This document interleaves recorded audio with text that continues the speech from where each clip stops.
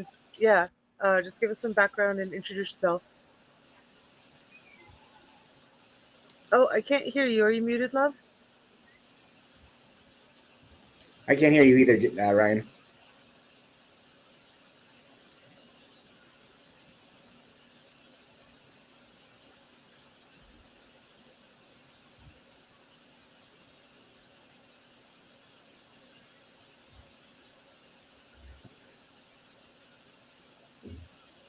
It might be a headphone link issue.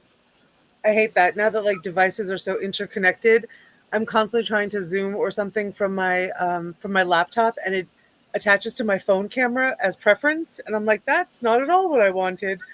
Now this person's looking at my lap. Delightful. Or the inside of Yeah. my pocket. So I'm come back to Colorado to spend time with my parents and my daughter. Um, yeah, and I hook up my phone to their cars, right, so I can listen to my music when I've got my kid in the car. And they are really frustrated, like when my phone like dominates the car and takes the car over. Like, why can't I listen to my music? I'm like, because it's attached. Like, well, unattach it. I'm like, sorry, the future's complicated. There's too many buttons anymore. Still can't hear you, Ryan. Yeah, sorry, I can't unattach it. You're just subject to my music now. Yeah. Um, do you have headphones connected? Maybe try unconnecting, like disconnecting those, and using your laptop's speaker function. It should have decent audio because you're sitting close enough. So I surmise.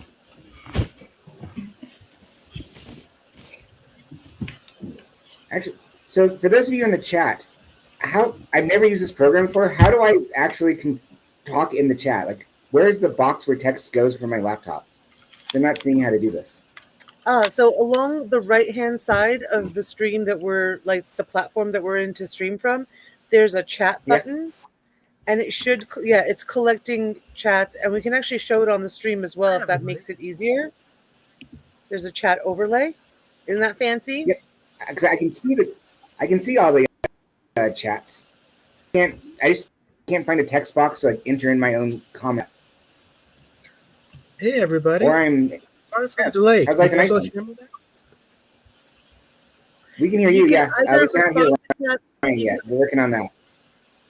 You can either respond to chats from inside the Restream like multiplayer box, or you can look at the Facebook event and respond there. Oh. So it's up to you. Well, thank you guys all so much for your patience, man. We were really afraid those technical difficulties were just gonna completely sideline us. So hello everyone. I think they're muddling along. Can you hear me all right? I feel wonderful. Yeah. Well, Ryan, are you having trouble being heard? Your mic doesn't seem to be on, Ryan. This would totally. I had a finger spell, or you can use the chat box. This would totally be the wrong time for me to suggest that Ryan tell us a little bit about himself humorously. Ryan, do you have a little microphone button on the bottom of your screen, bottom left, perhaps?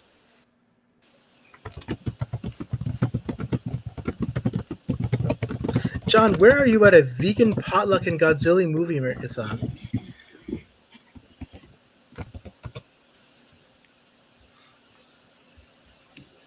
No.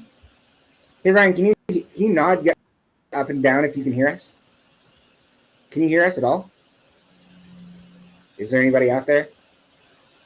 Uh-oh. I'm worried Ryan cannot hear us. Ryan cannot hear us, nor can he speak to us.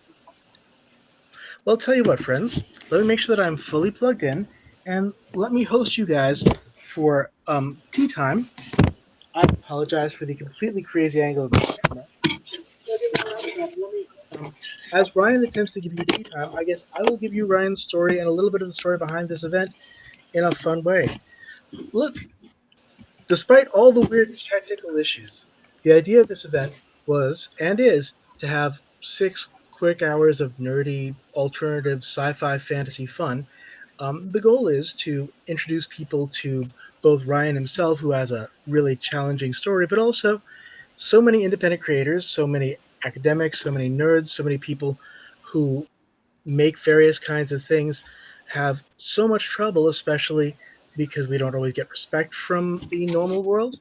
We don't always get heard, and especially there are people who just prey on folks who are in the alternative universes. And Ryan has a challenging story that I imagine he would love to tell us if only he could figure out why his microphone seems to have died on him.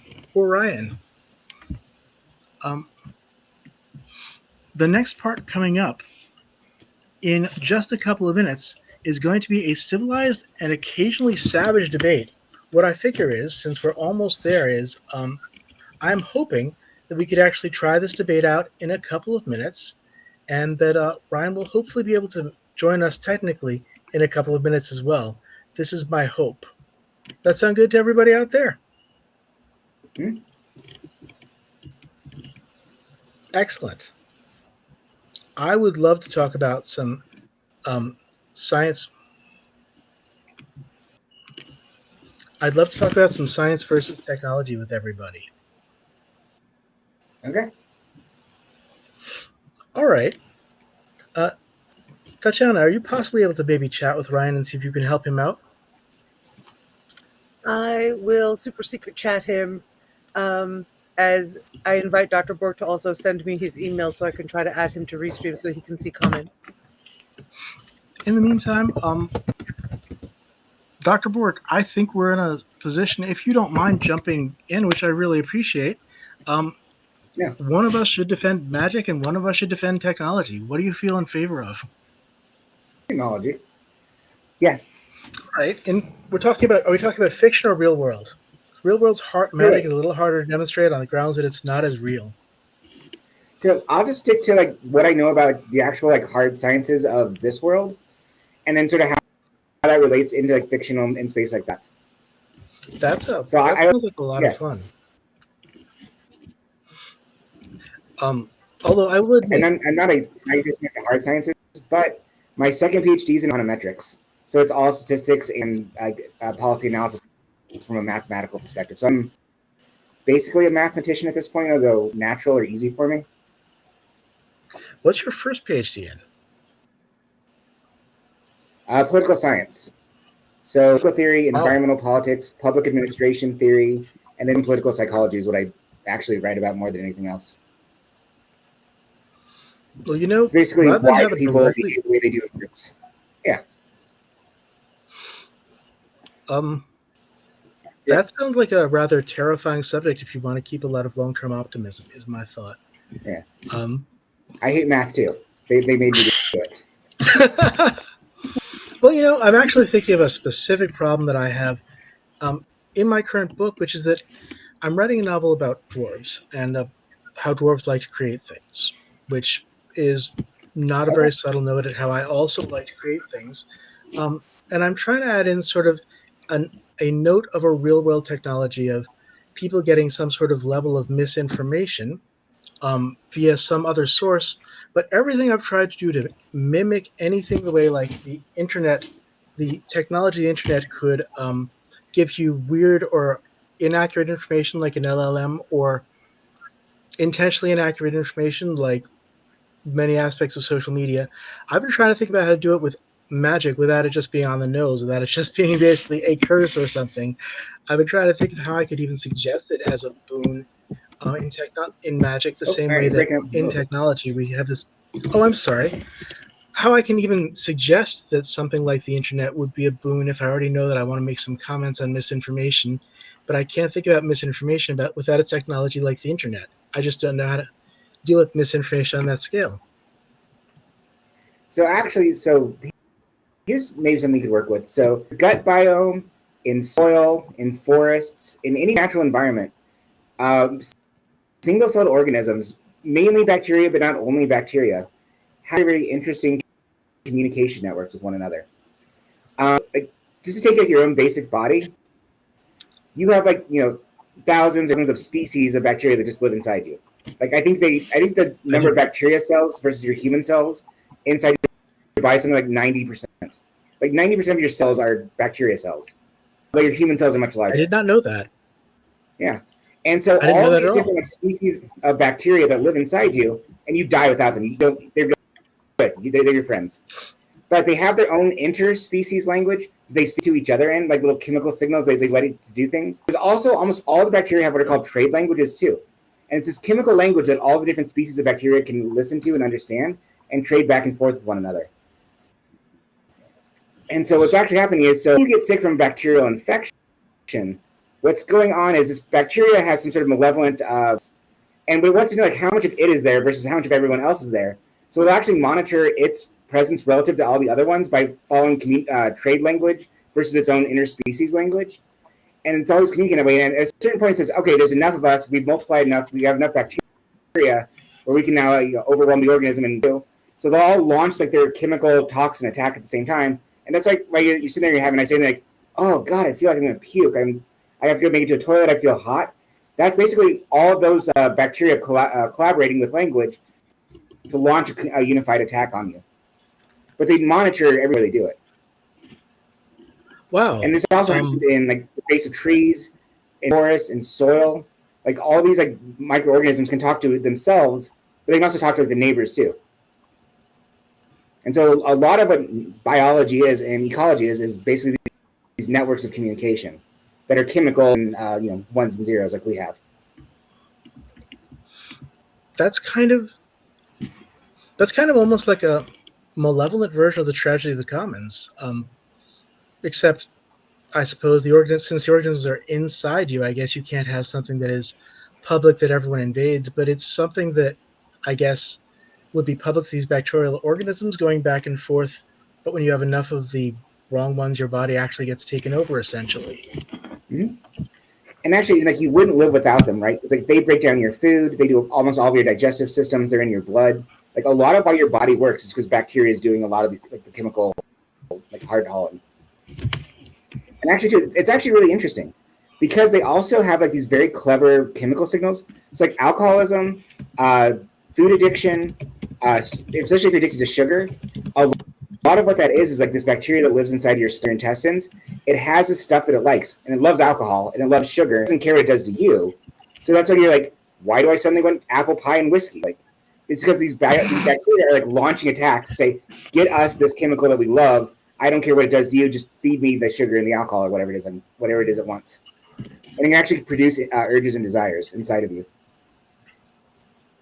I didn't mean to drink whiskey and eat 3 apple pies. It was the bacteria's fault. I'm going to pause just 1 second. Check. Ryan, are you still unable to communicate with us? Say something, Ryan. Oh. He says he can hear us now. Let's start. Oh, he's typing. Gram negative. Is that for gram negative or gram positive bacteria? I'm not sure. Like bacteria cells are much smaller than human cells. So mass-wise, you're much more human cell count versus cell count. You're much more bacteria. My bacteria don't like hard liquor. That's actually good. Because like when somebody's trying to quit alcohol, if they have that bacteria in them that loves liquor, it makes it way harder to quit because of that bacteria will just send off distress signals. That'll make you like cranky until you like give it liquor. Do you also have positive bacteria like that make you want to say work out if you've gotten in the habit of working out? Yeah. So a lot of the stuff too that lives inside you likes positive. Yeah. And so part of it too is like part of what you do when you're getting healthy or dropping weight or giving up addiction is you actually have to swap out your gut biome. So you increase like the bacteria that's like healthy for you and bacteria that's not healthy for you. But like there's like, I did not know. I think there's more species of bacteria inside your intestines than there are species of animals that live in the Amazon rainforest. You're talking like hundreds of thousands, if not millions of different species that live inside you. Sorry, I know this is a debate between you two, but I've been on like a recent massive mission to improve gut microbiome. And yes, like Dr. Borg obviously is correct. I mean, I don't think he'd be saying things without being sure of them, but just to add in and to dovetail into what he said, I had no idea that we are so incredibly at the mercy of our gut microbiome to some degree. Like it's not just this, I always thought of it like some mutually beneficial symbiotic relationship, but actually they can, as he said, control your urges because there are more neurotransmitters in your gut than in your brain. And so if you have a bad microbiome, they can send urges and sort of hack into your brain and make you want like carbs and sugar and alcohol, like he was saying. And to change that is really important, but it's also like, who knew the little critters were up to so much? Okay, sorry, I'm out now. No, I No, actually I would love more people joining. I'm wondering where the rest of our panelists are and hoping that they are getting the invite link. yeah. I'm hoping that Alfonso comes on because I was personally hoping that I could help fix Ryan's problems and just get the schedule on track while a couple other people joined us. But I know that our kind viewers who have put up with a bunch of technical issues um, probably don't want to just hear me talk, and I don't want to put Dr. Bork or Tatiana on the spot. But I would love for a couple minutes just to see if I can see where everyone is and see if I can message Ryan and get his technical issues fixed out. Yeah, sure. I can. I have the gift of gab. We can just chat. I would love Yeah, that. I'm not exactly a shrinking wallflower. I think we can do this. Yeah. So it's actually interesting too. So my father is a cancer researcher, or was for like a long time. He's a chemist, and actually, so cancer has this property too, right? It's part of what happens is your body sends out signals to your cells, right? Divide, divide, divide, right? We need more heart tissue. We need more lung tissue. We need more muscle. We need more protein. We need more of this enzyme. The problem with cancer cells is for some reason they stop, and they never hear the message stop dividing you. There's too much of you right now, and it's like that's why cancer like transforms into tumors. So it's like all of it's like science is magic. There's all kinds of little like languages and all these like little cells and minor things like speak to one another.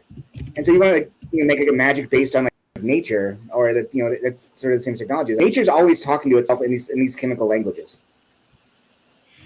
Yeah, there's a YouTube documentary actually, or like it's available on YouTube, about the secret language of trees and how they communicate. But I was recently, because I'm really into like the biochemistry of things, and I've been trying to learn a lot about like what's been going on as I try to change my microbiome. And I was learning about like cell communication and like peptides, and that cells even have like such highly specialized receptors that if one little amino acid is off, it will block access to a thing, but then it'll turn on and accept the thing if it's in the right sequence. But I was telling a friend of mine that we've been searching for God up in the stars. When I'm much more of a scientific pantheist, like not like a traditional religious person, but I feel like if you look at sort of what happens on the cellular level, that to me definitely feels like magic. Like, I'm not saying there's a extant hand or whatever that created it all, but there's something magical in those connections, to me. Yeah. No, I'm like, yeah, like the further down you go, right? It's like, sorry, there's this thing that they had us watching like science in like 8th grade, right? Where they would zoom into like the size, like a photon or an electron, like just zoom in and zoom in and zoom in and zoom in, and then like zoom out until like you're looking at the whole galaxy or like clusters of galaxies.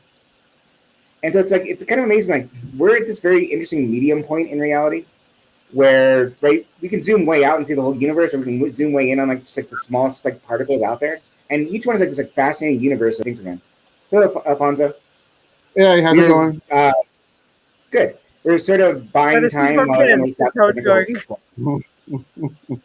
No, I was listening to the whole thing. I just couldn't figure out how to get in. I was going back and forth. Yeah, cool. Yeah, nice. Do you have any thoughts on this? But basically, well, you know what? I'm not.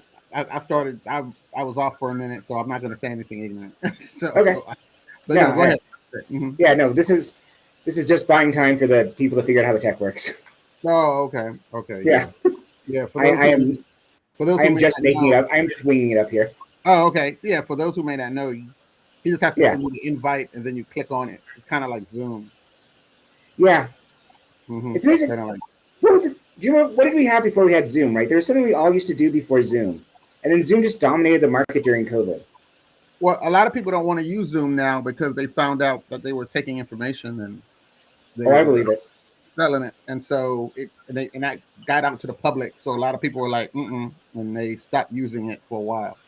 Yeah. They're always taking information, but I'm like, I'm in a bunch of like nonviolent civil disobedience activist circles, Mm-hmm. and we've had a lot of people arrested and like facing 14 years in prison in England because they Mm-hmm. were planning like a road blockage for the environment. So Mm. so yeah, we specifically don't use Zoom anymore, and we do Signal chats now. Oh wow, yeah, it's kind of like you don't know how they caught you, but you didn't even realize that they were just basically looking at the same thing we are and Yeah. saying, "Oh, Oh, we got you." Hmm. it was definitely Zoom sharing the video because that was like the charge against some of the activists was participated in a Zoom meeting Wow. to um, one of the groups they were working with is Palestine Action, and they Hmm. prescribed Palestine Action as a terrorist group, even Mm. though it's not. It's like nonviolent civil disobedience, just like environment. Hmm. So, as a result, if you in any way support Palestine Action, you are automatically deemed a terrorist on the level of like, Nazi sympathizers and people who like bomb abortion clinics. So, even though Mm. you're just like doing nonviolent civil disobedience. So, yeah, Oh, fascism. that's, It's another it, thing. it's not Maybe like that. It's not like that here yet, but we're I getting mean there. we're not that Yeah, far. yeah, yeah, yeah. We're getting there. Yeah. We're getting there slowly but surely. Oh wow. But So, Anyways, sorry, so so sorry yeah, to thinking, derail from science. Sorry, guys. yeah. yeah. So as everybody here has written books. I know that Nathaniel, Yeah. you're over at Rutgers, and that Yeah. you're let me see if I'm not mistaken, you were a, I want to say, professor, Oh, or because you gave your stuff, and then Tatiana, you were talking about how you do a lot of things for for community action and everything like that. So Yeah, everybody's basically out there. So how does this help you all when it comes to your writings and getting involved in the imagination industry or anything, as far as your writing or engaging with people? by this, do you mean what do you mean precisely?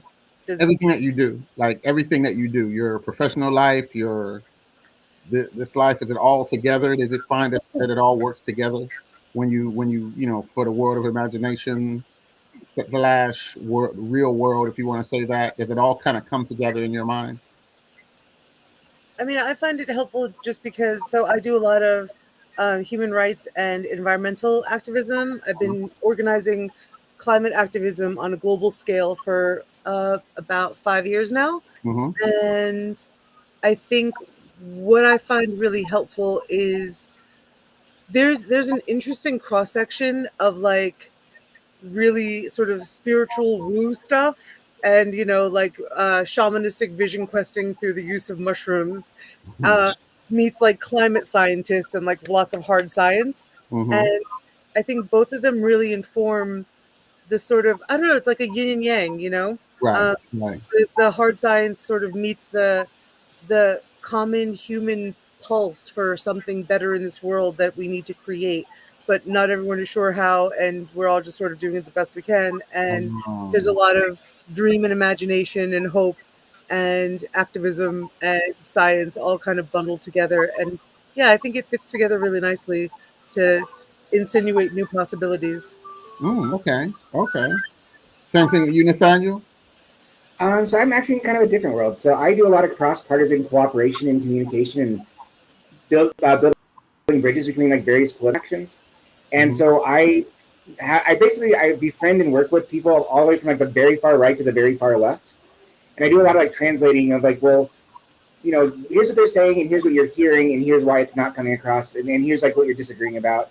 And then like, because my master's in philosophy, and that's what I taught for 7 years. And, like, here's Mm-hmm. actually what you're arguing about, and here's the actual like value issues that you guys are going on. And the surface level stuff is just partisan in group, my group good, your group bad, hooray for us, boo you guys, we're so great, you're so terrible, blah blah blah.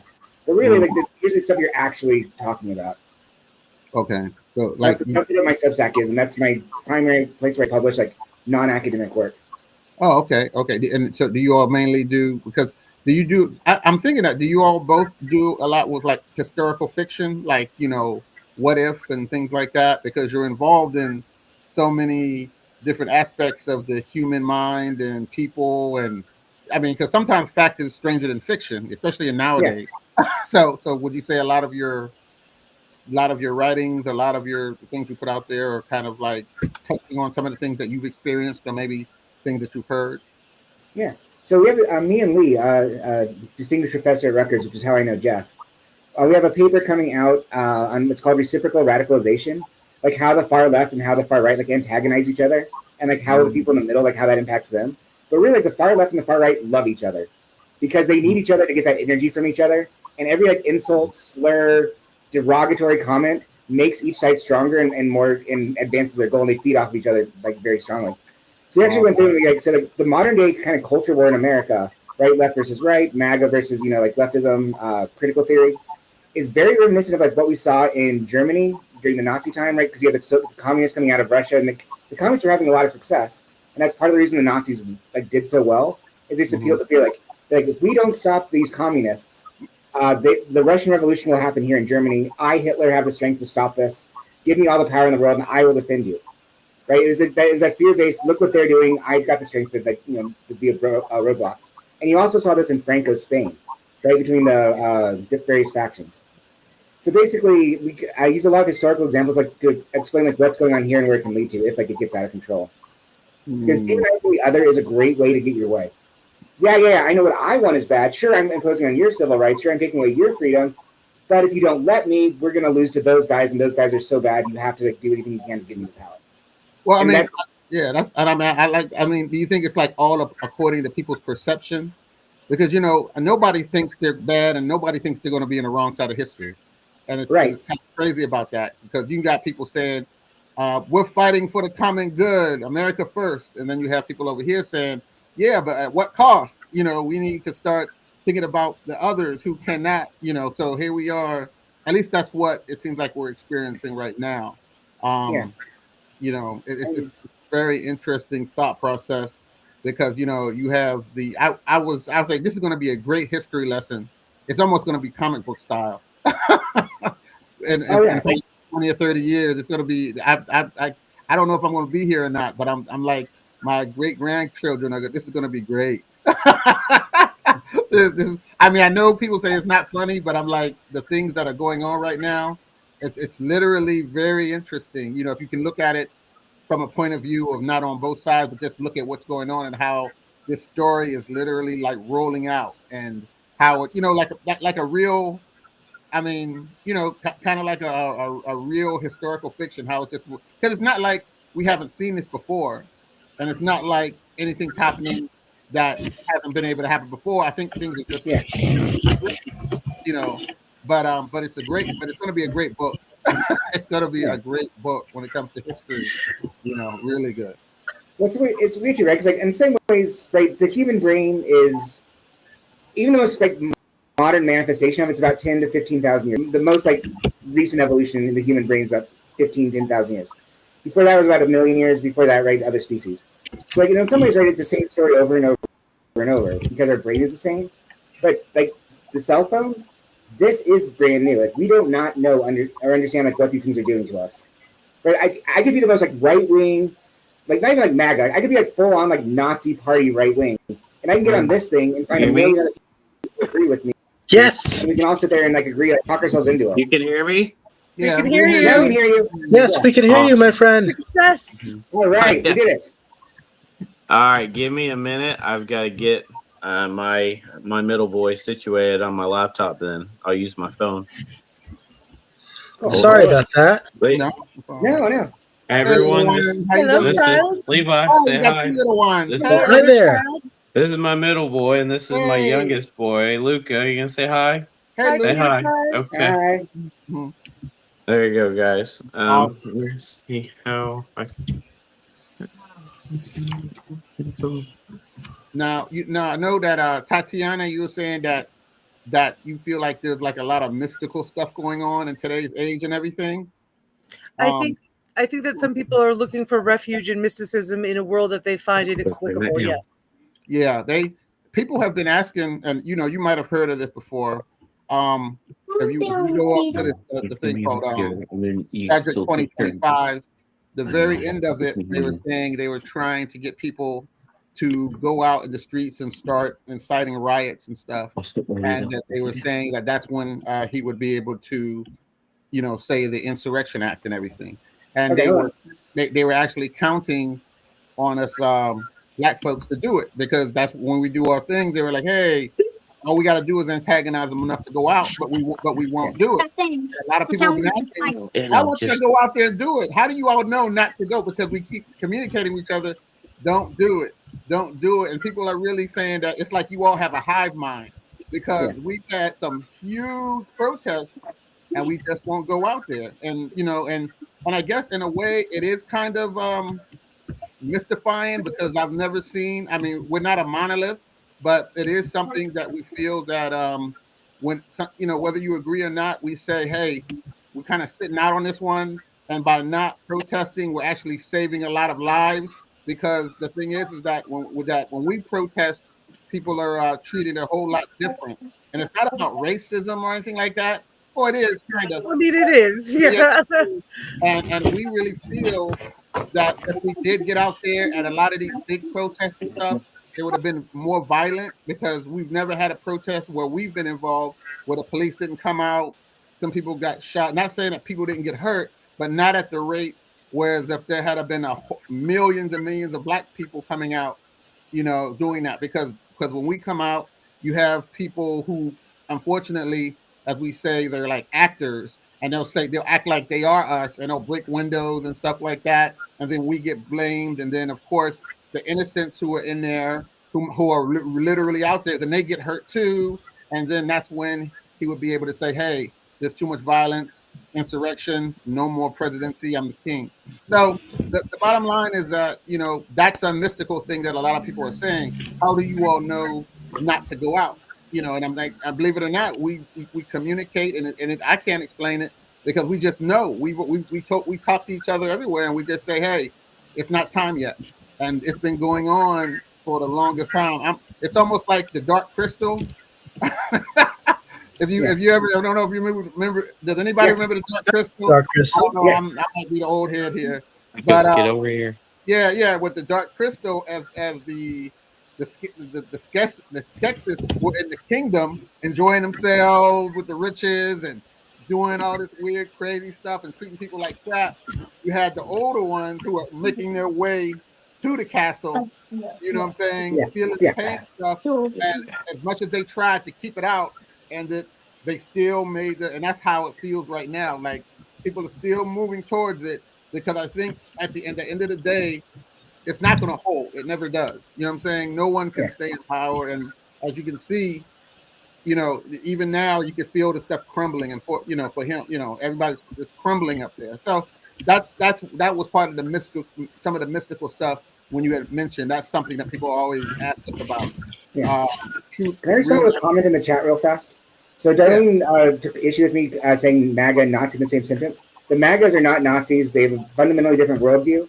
I only say if they were similar because the left hates both groups. That is what they have in common. I'm not saying their ideology is the same. I'm not saying their goals are the same. The MAGAs and Nazis are not the same groups of people. Oh no, Darlene, I didn't even mention it. yeah, I was just trying to say how the yeah, mystical part of it. Whatever side you're on, I'm not one here to judge. I'm just saying that there is a mystical side. You have different factions yeah, of things going on, and I mean, I'm hoping it ends peacefully before anybody pushes any buttons or anything like that.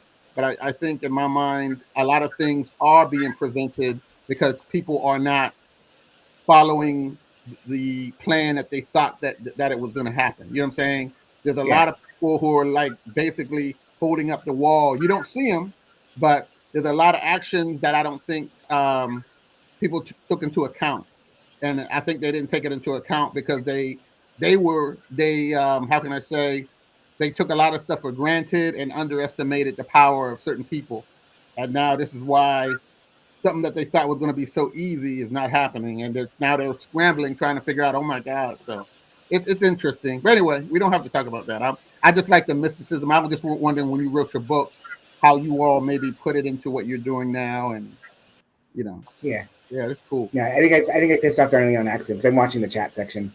I think she left, but that's all.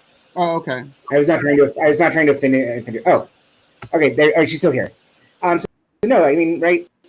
So no, the MAGAs and the Nazis are a group of people. They have different like ideologies. They have fundamentally different like worldviews. Right, MAGA is basically like right wing populism, nationalism.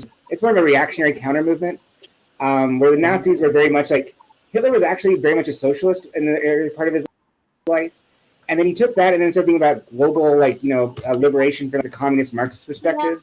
It didn't be German nationalists and the national spirit and the Volk, right? Blood and soil of the German people, and the perceived enemies of Germany, which Jews, gypsies, people with disabilities, and things like that. But no, I would not. I'm not casting shade on the MAGAs. People on the left typically don't like the MAGAs or Nazis. Like they tend to get compared together a lot on the left side of the spectrum. That's all I was saying. Do you all think that television and a lot of the literature and everything coming out now is similar, or it's affecting the thought process of a lot of people? Because there's been a lot of movies and stuff, Yeah. And to get it back to this thing, you can watch whatever internet and media you want, right? No matter how far left or how far right you are, talk to only those people who agree with you. You can feed yourself shows, TV, comic books, comic strips, memes, right? People on the right love meme culture. Yeah. So you can just feed yourself. You want to, that you can find people who agree with you, no matter what you agree, what you believe. And so in some ways, right, it's like we have these like parallel realities that don't intersect the way they did. And especially like I'm old enough to remember when there's like only a handful of TV stations, right? And we all watch the same TGIF. We all watch the same, Late Night with David Letterman. And we could talk about it the next day at the cooler. But now, like, none of us watch the same thing unless it's like a really huge show like Game of Thrones or something at that level. I think Tiger King was the last thing we all watched together, right, during the pandemic that everybody had seen. Well, that's what, because even Game of Thrones, I'm just looking at it now. I'm looking at bits of it because it comes on my stream. And everybody wanted to go and see a dragon. That was the main thing. I can't wait to see the dragon. Yeah. I'm like, what dragon? But now I saw it and I'm looking at it and I'm kind of catching up on it now because on my stream, it brings up little, I don't know, do you all see different things that come on your stream, like little smidgets? The algorithm feeds you what a little yeah. And I've been just looking at them and putting pieces together, and now I know who Tyrion is and who Sansa was, and I'm like, oh, okay, these are pretty cool. Okay, so so I agree with you. I don't think people share a lot anymore, and I guess people are probably, like you said, they're like staying within their own group, which I can think is kind of good and bad at the same time because we don't interact. I mean, I'm from the years where I never thought Blockbuster would die. I thought Blockbuster was everybody came together looking at movies. I thought that was the main thing. We came together talking about movies, and I thought that because I'm of the belief that people need people, but I was wrong. Because apparently a lot of people like to sit at home alone in the dark and look at TV all night. So I'm like, who would have thought? What's the last like show or story or mass media that you got into that you thought everybody else was getting into? Like, what's the last one, like last show or series you really enjoyed, where you feel like if you talk to most people, they would know what you were talking about? Probably the Marvel universe. Everybody knows Marvel. Yeah, all right, Marvel. Yeah, everybody knows Marvel. Yeah.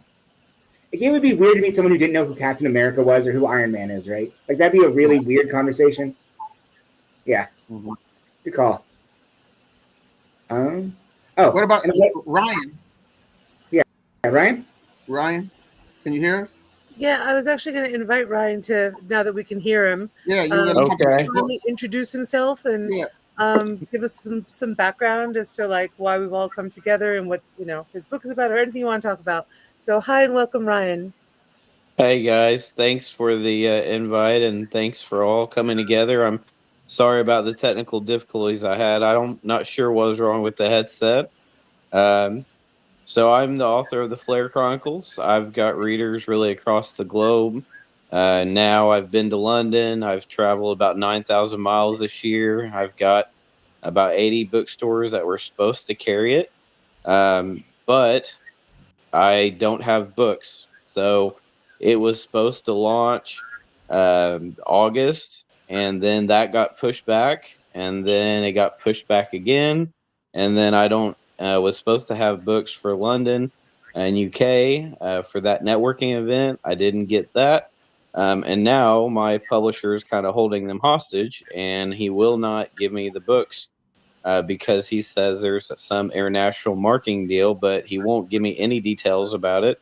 I don't even know the company. I don't know any information.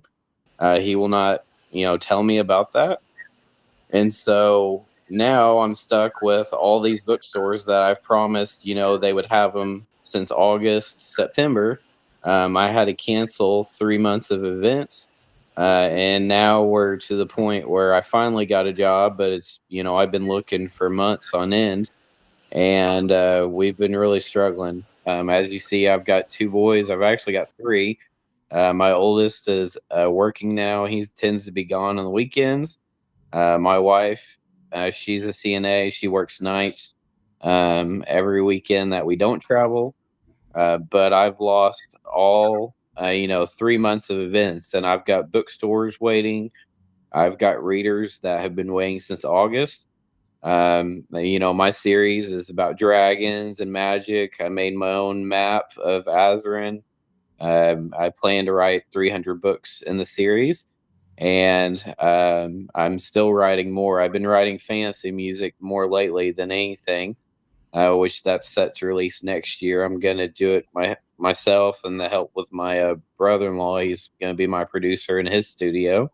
So I'm trying. It's been Hmm. a little bit of a struggle, but I'm trying to keep everything going. And I mean, it's just been really rough and really hard. And there's a lot of people that want to see this succeed. There's a lot of people that have waited on pre-orders. But I've had to cancel everything because I don't have books, and I've been trying to get my books back for months now, and I haven't had any success. So Do you have today the we're all. blueprint? Do you have the blueprint where you could order more from a different publishing, or the contractual I do. thing? No, I won't be for a while. Yeah, they're so currently they are. No, no. Oh, currently they're on KDP, the Barnes and Noble. Since it's a weird format, I could only get it on the ebook, but the Amazon, the paperback and ebooks there. I had a website, and I still have a website, but because of the financial loss that I occurred, because I've been waiting for so long without books. My website is gone. It's not gone. It's just turned off for now. But they are on Amazon, and I've told people that if they contact me directly, they can send the money for PayPal or in person, and then I can order, their books through KDP. So there is a small way. It just takes a little bit. Sorry, my boys are being rambunctious after I No told them problem. not No to. problem. Boys will be boys. Yeah, they're 5 and 6, so they're a Mhm. bit, Oh yeah, they're at that age. they are. Hmm. My oldest one is 15, 16. Just select one. So, but yeah. Have you ever thought about doing some consulting? Because you're doing a lot, saying that you have these books and you're going on world tours. I know a lot of people who would love to learn what you're doing and how you're doing it. Because I mean, a lot of people, including me, we're still selling our books out of our out of our back seat, Yeah. back seat of our cars and stuff. So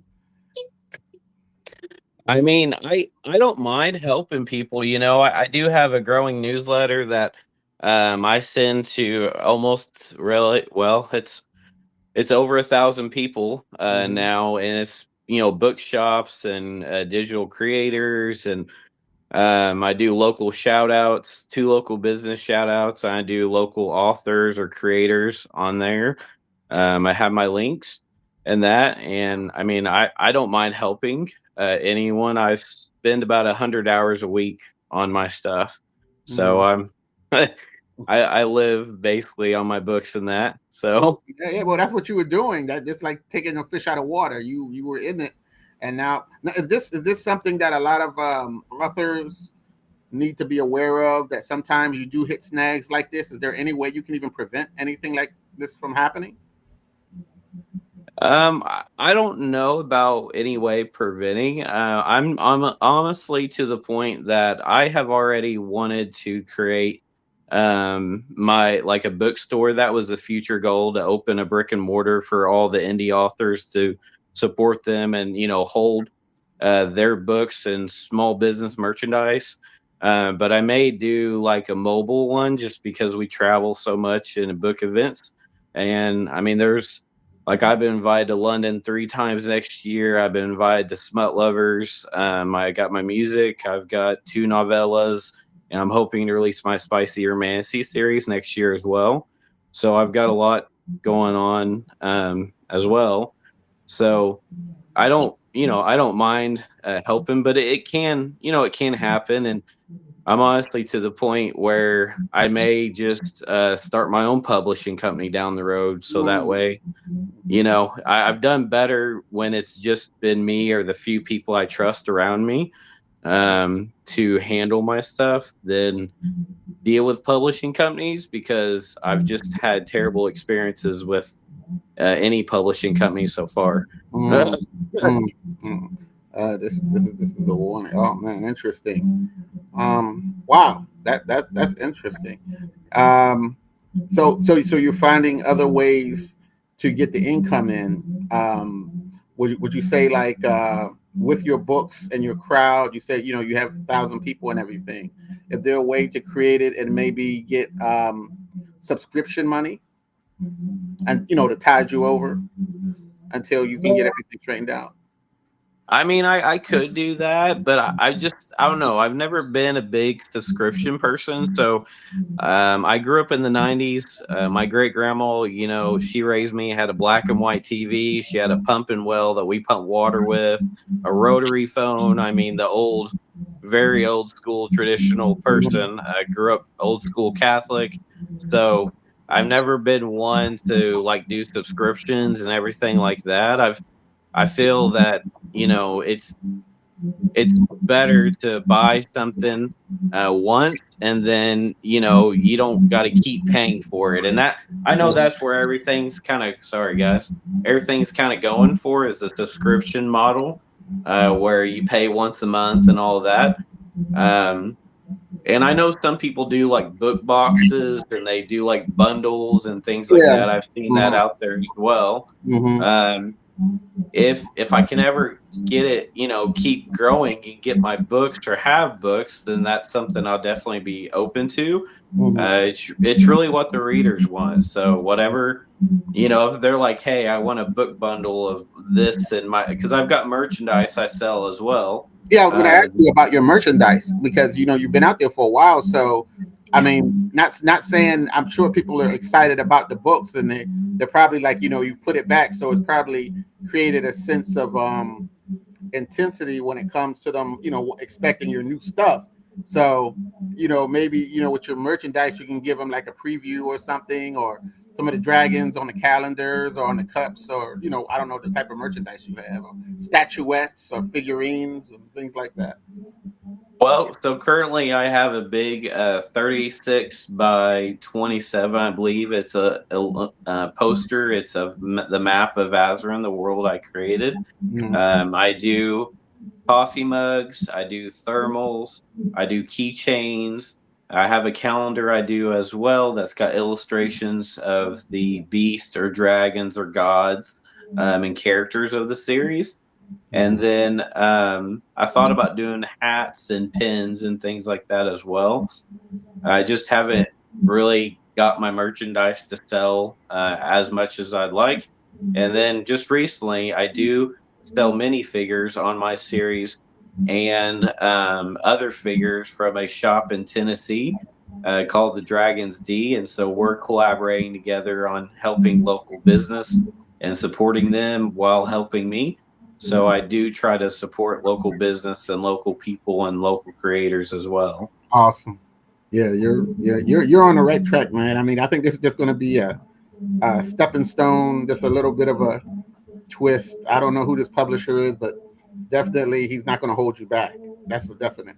Yeah, and it might even work out. I mean, I know that things are really dire right now, but I'm hoping that things can maybe get resolved and it works out so that you might end up having an accidental kind of Christmas release that might actually boost things. I mean, who knows? But do you have any recourse? Like, what you can do with this company? Can you get a lawyer who might work like not?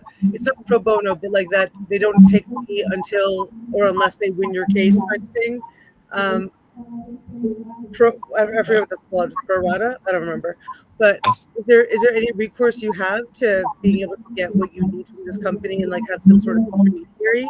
Well, I do have some people, and I am talking to some people to try to get some things done. I really feel that he broke the contracts because he didn't deliver on time. It wasn't that winter snow came and blocked the roads or the power got shut off or whatever. It's just him physically holding them back because of some plan he says he's paying that he won't give me any information on the company or the address or the people or anything. So, legally I do have my rights, and I do feel like it's that part's on my side.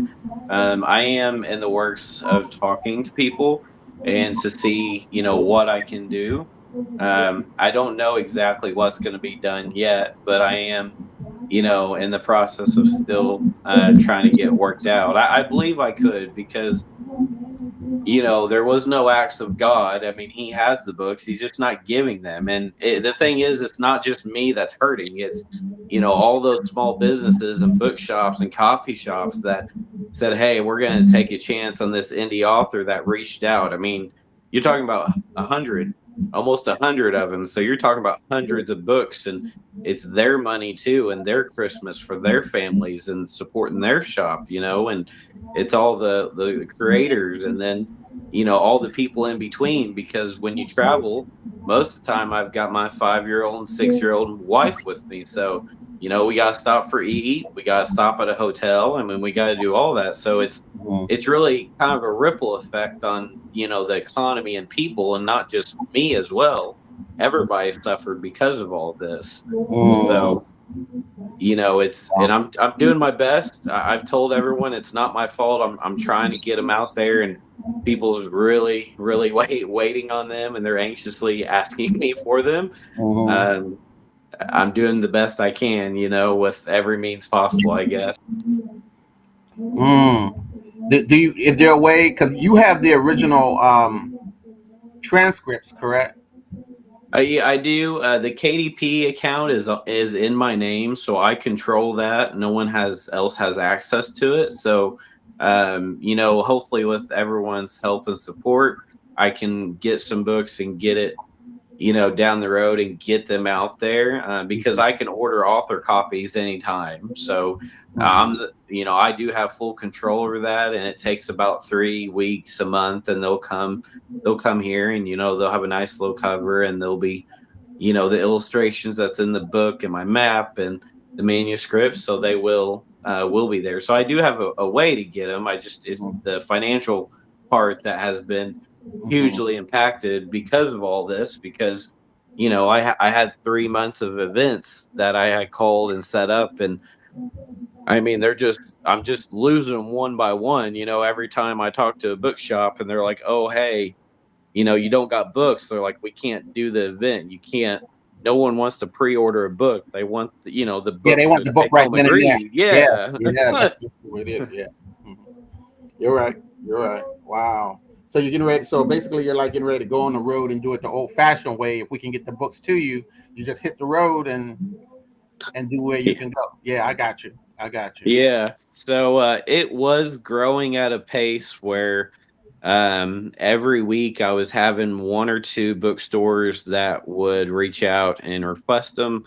And it was growing at a pace where about every week I would send an email to 20 or 30 bookstores across the US and London and UK and India and really Canada, everywhere in the world. Um, and I would get, a response. So at the moment, I've got almost 100 bookstores that are waiting for books. It's not just one or two copies. It's like 3, 4. I mean, one bookstore in Ohio is waiting for 10 copies each. I mean, they're waiting for 20 books. Mhm. So Yeah, and I haven't been reaching out as much because I don't have the books. I'm waiting on them. But as soon as I get them, I'll continue to do what I did before, which was about 20 a week. Mhm. Reach out, and network and see who would want to carry a local author and support an indie author and support someone that's trying to make a living and provide for his family and just show the world a great story of dragons and magic and good old time. Mhm. In That's the awesome. meanwhile, do you have any other projects in the pipeline? Because I mean, Darlene was saying in the chat that like erotica sells, and I know you mentioned you do some like erotica as well. Do you have other projects that are sort of like coming down the pipeline that could help offset some of what's going on? Yeah, so I've actually got quite a bit. So I've finished my fantasy album. If you guys like fantasy music, Lord of the Rings or The Hobbit, any of Game of Thrones, you guys were talking about that music. I created my own album, and my brother-in-law has a studio, and he's going to be my producer. He's already working on the first song. We're hoping to have the first song out by January. And then we're going to record the audiobooks because we can do that in a studio. So I can put the audiobooks out there of the series. Um, and then I have a novella that as soon as I get an ISBN number, I'm going to publish. And then I have another novella that will be published by my second publisher in Australia. So that'll be published in there. And then I have a spicy romancy series that I made a map. Excuse me. I made a map for, and I want to get it published. So it just needs some editing. I spent about 120 hours on the map, which was a newsletter exclusive. Excuse me. And I'm talking, babe. And then I'm hoping to get it out. I've sent it to introduction to people, and everyone that's likes it. If you like romancy and spicy stuff, people love that.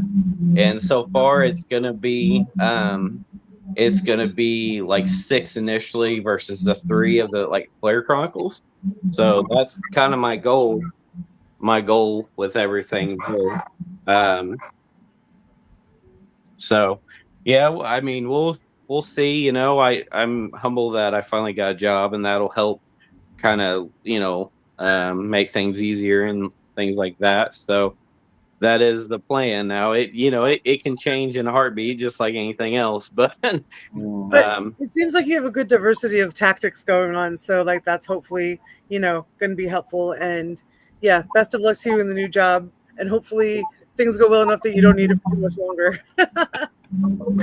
thank you. Um, I released a cover reveal of the novella that I'm going to publish, and on the first day, I had over 10 bookstores that immediately said, "Hey, I want this. You're going to send me some as soon as you got it." So, I Mhm. mean, my social media is growing. It's all blowing up. I've got almost 8K on Instagram. I've got over 1,000 on TikTok now. Facebook's growing kind of slowly, but even the YouTube channel and everything like that's growing. Don't say that. Sorry.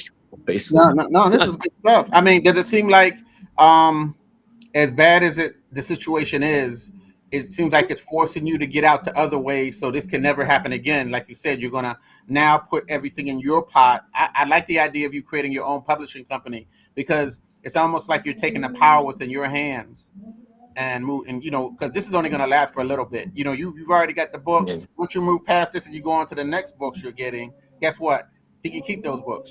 You'll be Yeah. all the way, yeah, he'll just be sitting there, so I mean, I'm not trying to make light of what's going on, but I'm just saying you're putting the Stop. power in your own Go hands sit here. down. No, go sit down.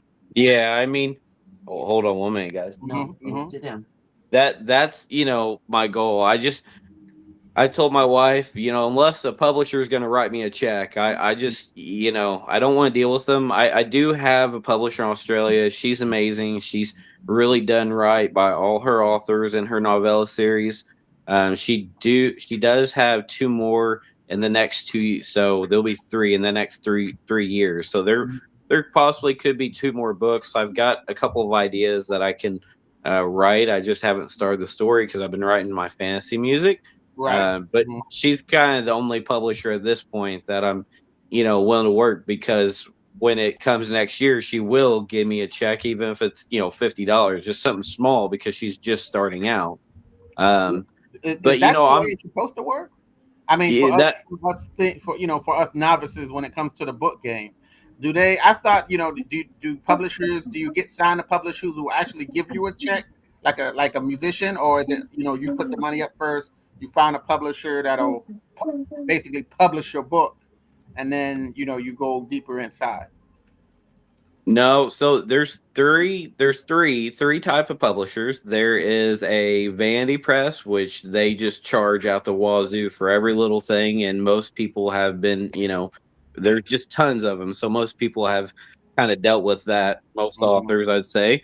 There is a hybrid publisher, which basically is a mix of traditional and the vanities. So they might charge for some services, but other services they won't.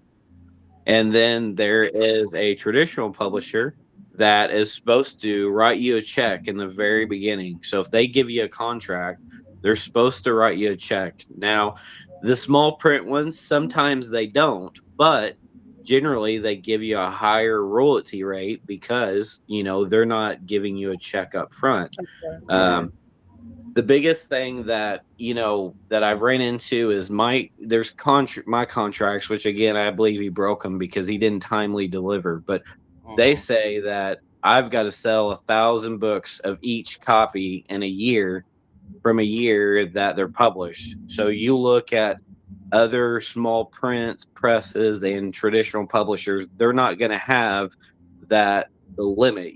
There's no sale requirement to get their contract. Mm. um, Now, they might not pay you up front, but their percentage is going to be really high because they're kind of just starting out. But Right. if you get a contract that says you got to sell so many, don't do it. Don't It's do it. not good. And if it doesn't have like an exit clause where, it says black and white, you can get out of it, in a heartbeat, not waiting so many years, you can get out of it right then and there, then run for the hills because someone's trying to hose you over. Is that the That's kind of that's, contract that's you're that's under the now, kind of where you have a knowledge. minimum? Sorry.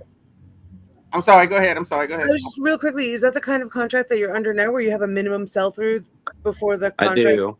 Oh I wow, that do. sounds like ransom. Sorry, Alfonso, you were saying. I was saying, I guess you live and you learn, because that kind of knowledge you just gave me would not gave me a little bit. Now I know what to look out for. You, as Yeah. as Jay Z says, you went through it, so I wouldn't have to. Indeed. Yeah. Mhm. You do live and you learn. I will definitely say that in the publishing realm, and the being an author, you do live and you learn. I mean, it's not just on that, but it's it's even publishing books, or even like, going to events, because some events they don't work for what you're writing, or your readers just they're not there. Or, it's even I've met people on Instagram or social media that has done book reviews and it's just been bad. So even that, and I'm really good at making like checklists and Excel sheets and tracking all my data. So I could pretty well say, stay away from this, do this, stay away from this. Mhm. Um, but at the same time, I mean, two big advices that I was told early on. The first one was that you got to take some risk being an author, because you're new, you're not J.K. Rowling, and you're Right. not you know, out there doing a ton of stuff because you're new. The other one is that hold on.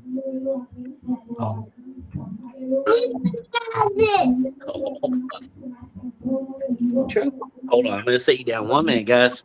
No problem. No problem. Yeah, he, No he has worries. a lot of knowledge. That's why I was thinking he might do well with consulting, because he's gone through the gamut. I know people who would definitely pay money. I know I would, to get that information, because I'm a beginning author myself. I've got a couple of books and things out, but I've been doing it like the old fashioned. I don't think I don't even think I've actually gotten published. I just sell my works. Yeah. Yeah. So So that well, and the other advice I'd say is that someone had told me there is more people, there's more countries than America. And don't get me wrong, I love America, I love American people. Um, but if you want to be known everywhere, you want to sell your stuff and make those connections and kind of be like a J.K. Rowling or some of those big, fourth wing big names out there. I mean, there's billions of people on Earth, and there's you look how many continents there is, and we all don't live in America. So you've got to be willing to reach out to other nations and other people, and tell your story. And the worst thing they can do is tell you no, but at least you tried. At least you put the effort and you did one step forward. So if you don't do that, you're never going to succeed. now, do you translate your own books? I mean, because I know you said you were in different countries. So do you translate them, or do they take the English, and how do you do that? I, yeah, I haven't done the translation yet. I can, but I know some people that can translate it, and it's not that expensive. But because of everything else, I just haven't done the translation. I've been more focused on like English speakers and that kind of thing. Mm-hmm. Um, but I know somebody for just about anything you need, Mm-hmm. so I could probably help you out in one way or another. Okay. Well connected. And you Nice. know, I mean, we've traveled 9,000 miles or more, and I flew halfway across the country to London, and I've walked probably 30 hours walking around in London and talking to bookshops and giving my cards away and talking to local cafes and local people and just anybody that would listen to me. I mean, I'll do whatever it takes to get my name out there. So, That's interesting. What do you think is yeah. the most popular genre right now? I mean, you've got dragons and gods, and I know those are always popular. Any other genres you think? Because I heard that children's books are still popular. Anything else? They are definitely romantasy is a growing field. It's been a growing field the last 2 years. The problem becomes that excuse me. The problem becomes is that it's really crowded out there. So you gotta really market it well, and you gotta like creatively think how you're gonna approach that because you're kind of a dime a dozen at that point. So if you only write one genre, then you're limiting yourself from all the potential. So fantasy is still kind of the biggest growth out there, that are most popular. But there's different kinds of fantasy. Like there's a vampire and werewolf novella. That's the Australian one. And there's dragons. There's spicy stuff. There's epic fantasy. There's high fantasy. There's like nonfiction fantasy a little bit. You can kind of intertwine. There's a lit RPG that's becoming a big thing as well. What Um, role playing? Like a role playing model or of books? well, so imagine like Donkey Kong or Super Mario, and imagine like writing a book about it, but your own little twist of things and fantasy So kind Mm, like of fan thing. fiction, you mean?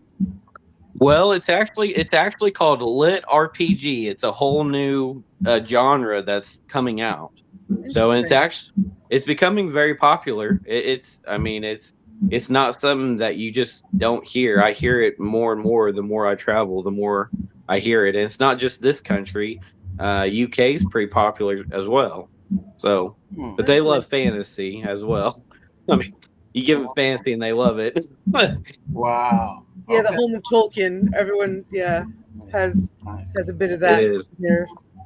What? Um, Go ahead. Go ahead. Yeah. No, go oh, I ahead. was just no. If you have another question, go for it. I was gonna like announce the next set of the program, but if you Oh, wanna, okay. No. no, no, go ahead. I'm a talker. You've been asking great questions. Don't let me stop you. I'm not getting in your way. I just wanted to ask one more question. Go for it. What percentage of your book and your merch is it like a 50-50? Like when you have your book and then you have your merch, or are you just getting the merch out there, or like how is it? You know, Somebody buys a book, you give them a cup, or I mean, how do you do that? So traditionally, I've been doing it separate. So they're each separate priced item. Now, my eighth grade teacher was the one that inspired me. She was the one that really pushed me to become a writer.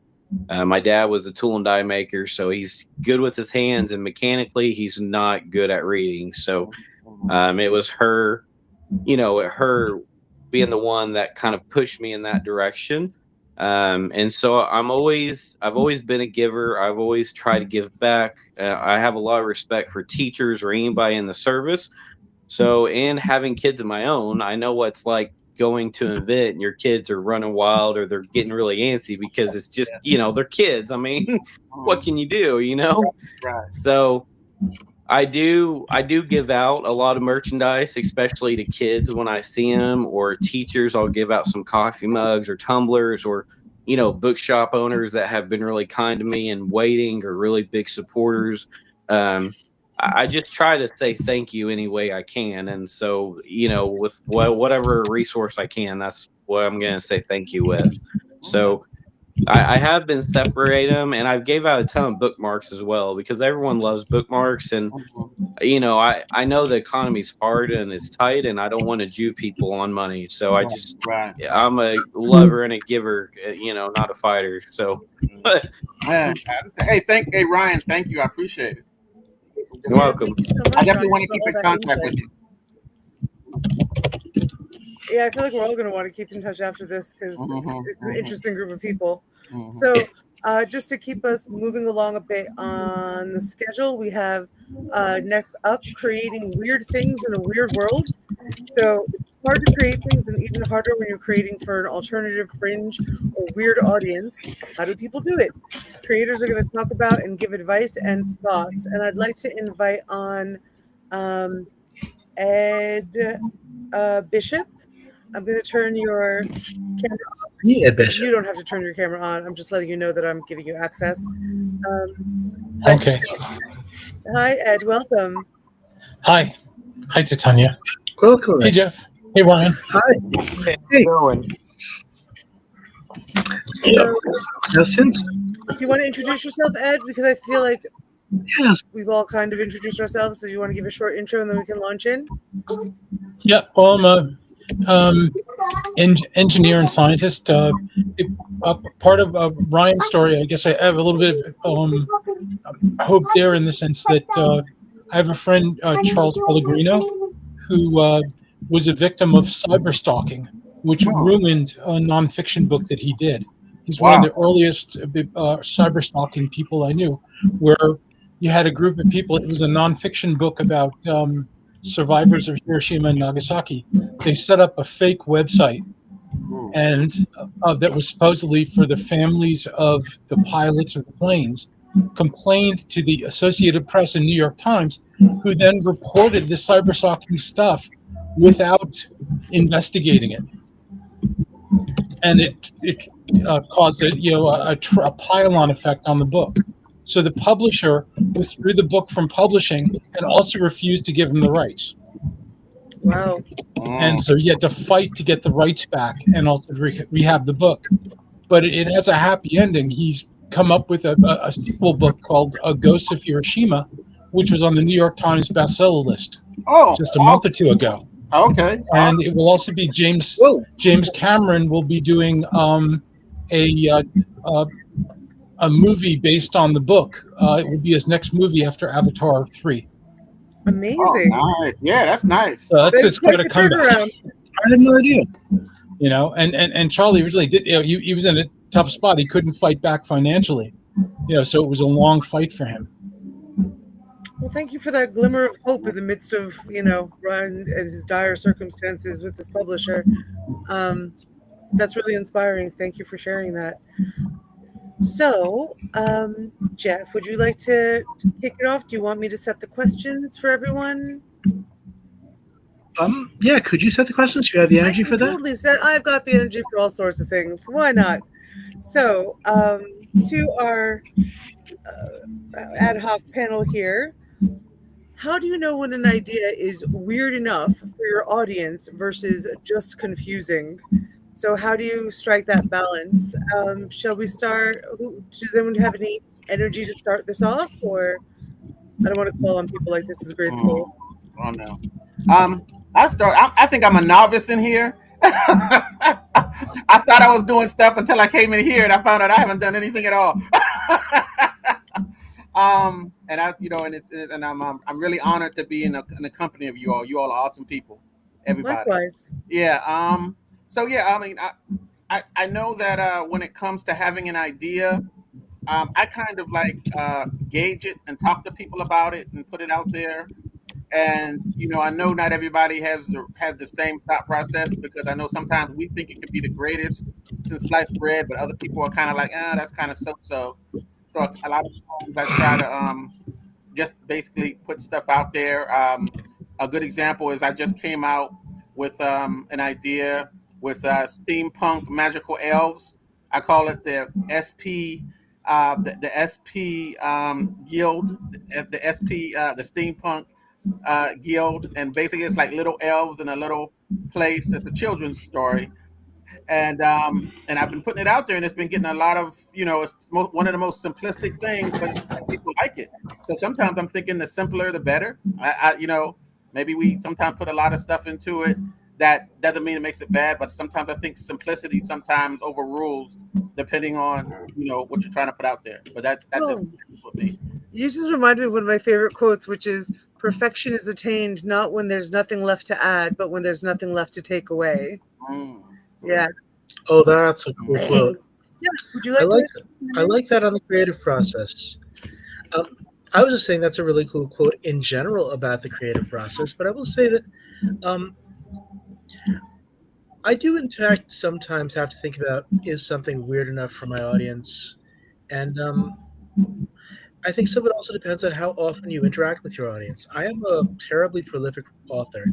Um, I when I'm in a place where I'm doing a lot of writing, I can write so much that I tend to overwhelm my audience and give them more to read than they actually have time to read. Um, in terms of, gosh, would I do this for fun? Now, the modern audience seems to have less attention span as we are more locked into our phones, anyhow.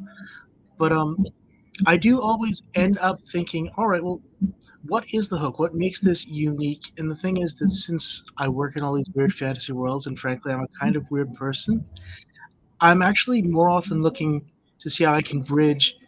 This is weird. How can I make it work for other people? As opposed to, is this weird enough for my audience? I think making it weird enough for my audience is not always that hard for me. Making it something that the audience doesn't say, "What the heck? That's really weird." Um, that's difficult. Um, there's a great story that when Norman Mailer was a theater critic for The Village Voice, without seeing Waiting for Godot, he heard about what it looked like, might have read the script. I don't know the exact story. Panned it completely. Then he went to see it and realized it was one of the most brilliant plays of all time.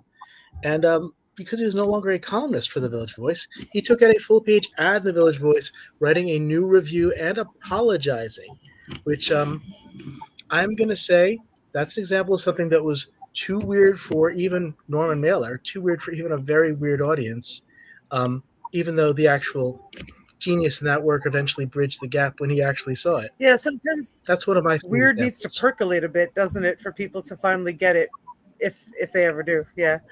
Um, Ryan, Ed, do you want to chime in with how where you decide that barometer is of weird versus confusing or too weird? I mean, for me, I just try to make everything relatable. That's been the big thing about writing my series, or really writing anything. I want to make sure that people can put themselves in my characters, and they can feel what they feel, or they can see what they see, or go through the same thing that we all go through. Because, at the end of the day, we're all human. We all feel the same. We all have the same emotion, and somebody's going through something. They may not say it, but they're still going through that internally. So I always try to make it, relatable. um you can kind of play around with it and make your own little twists and turns and quirks and make it unique, And that's the great thing about every book. It's kind of their own. It follows the same principles, but you made it their own, you know. Um, listen to your readers, whatever the readers are telling you, whatever the feedback is from your arcs and your team and, you know, your peers, that other writers that you've shown. Generally, those are the ones that are going to be honest with you and say, hey, you need to do this, or this is just too kind of mind boggling that I can't understand it. Fair. Thank you, Ryan. And Ed, would you like to share how you decide where the balance is? Well, I'd say I have some I have some writer friends who've done some pretty wild stuff, and kind of they said weird is in the eye of the eye or the mind of the beholder, um, in terms of what strange is. But you know, That's in true. in That's very yeah, true. in writing, it's kind of anything goes, along those lines. And I can think of some some pretty wild stuff. There's even if you look at the Harlan Ellison's original Dangerous Visions, there's some pretty wild stories in there too. Along those All the lines. dangerous. I think that was the idea of the dangerous vision stories. I agree. Right, which really shook people's minds back then. When it first came out. And it's another dream that was unfulfilled in Harlan Ellison's lifetime, but is coming out now finally. The last Dangerous Visions. He intended to have a third collection, and J. Michael Straczynski actually made that happen. Oh, I didn't know that. Yeah. So it's available from JMS's publishing house. good to know. Thank you for that. So I get this. On the There we go. topic of relatability, oh, there's your face. Hi, face. Yep. Nice to see you. Oh, there you are. On the topic of relatability, I just want to springboard off something that Ryan said, specifically because I'm sitting here with several, I don't mean to assume your genders, but male presenting authors, and I'm wondering how challenging do you find it, or maybe not challenging at all, to make things relatable for characters of other genders? Is that difficult? Is that something like? Is there a process that you have to help you get into the mind of a gender that you don't inhabit or identify with? I know with me, I've got a childlike mind anyway. so, Same. yeah, I have a childlike mind anyway. So it was easy for me to get into the steampunk slash dwarf and elves, kind of like having fun. Something that I would think that like Ryan's sons would enjoy, being like 5, 6, 7, them going on different adventures. So I had to think back, and at the same time I wanted to have at the end of the story I wanted to have life lessons in it. So I thought about what kind of life lessons would I like, because I have a 14-year-old daughter, and I was like, what kind of life lesson would I like this story to talk about? So I know, like, my first story, I wanted it to be about coming together, cooperating, and sharing, and how that is very important in everyone's life. So as I was writing the story, it was just about trying to put them in a situation where they had to show themselves doing it, and if they didn't cooperate and share, things weren't going to happen. But as soon as they realized what they were doing and they learned the process, then things could work out. So that's the way it worked for me, just trying to get into a childlike mind and not only talk about it but show them, give them examples. That makes sense. Thank you. Anyone else want to jump in with what their process is or how they? I will say that part of my process right now, because my book is kind of about what is worth creating, what's worth making, what's worth building. I'm not just alternative. I have kind of been canceled, which means that I get a little more criticism than most folks. And it's led me a lot to thinking about what's purposeful about creating art and why we create art. And I decided to write a book about it, but I decided that if I had it just as something autobiographical, it'd be kind of boring no matter how exciting I might think or hope my life is.